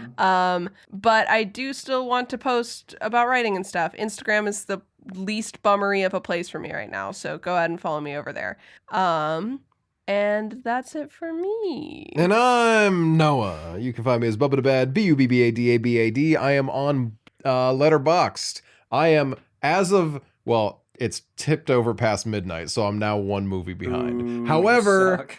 I am currently, if we're going to start at time of beginning recording, I am 28 movies for 28 days in January. I'm caught up. I just need to watch 3 more, and I'm clear for the month. Nice. Nice. I'm excited. Uh, I'm not doing this again in February. It's You got to do it the whole year. it's fun in the sense of I like numbers tick up. It is not fun in the sense of I gotta watch a movie. Yeah. well, maybe not with the movies you're watching. In any case, Mayhaps. you can find me on Tumblr at What Is It You Pray For? Nice. And all of those Tumblr accounts are the ones that are going to ask Mike Flanagan questions that we talked about Yeah, today. so you'll be because seeing I us. don't have a Tumblr. Yeah. And I'm Emma. You can find me on Twitch and Twitter at Emma Panada. I'm also writing a TTRPG called All the Witches. You can find information about that at allthewitches_ on twitter.com. And yeah, thanks so much for hanging out with us, everybody. Next time, we're going to be talking about When Evil Lurks. Hell yeah. Jeff and I are very excited, and it should be a fun I'm episode. also excited. Yeah, but Jeff and I are We're really really excited excited. because we've seen the movie Yeah. already. I'm excited to see it because you're excited. Yeah. But thanks so much, everybody. We'll talk to Yeah, you thanks, guys. later. Goodbye.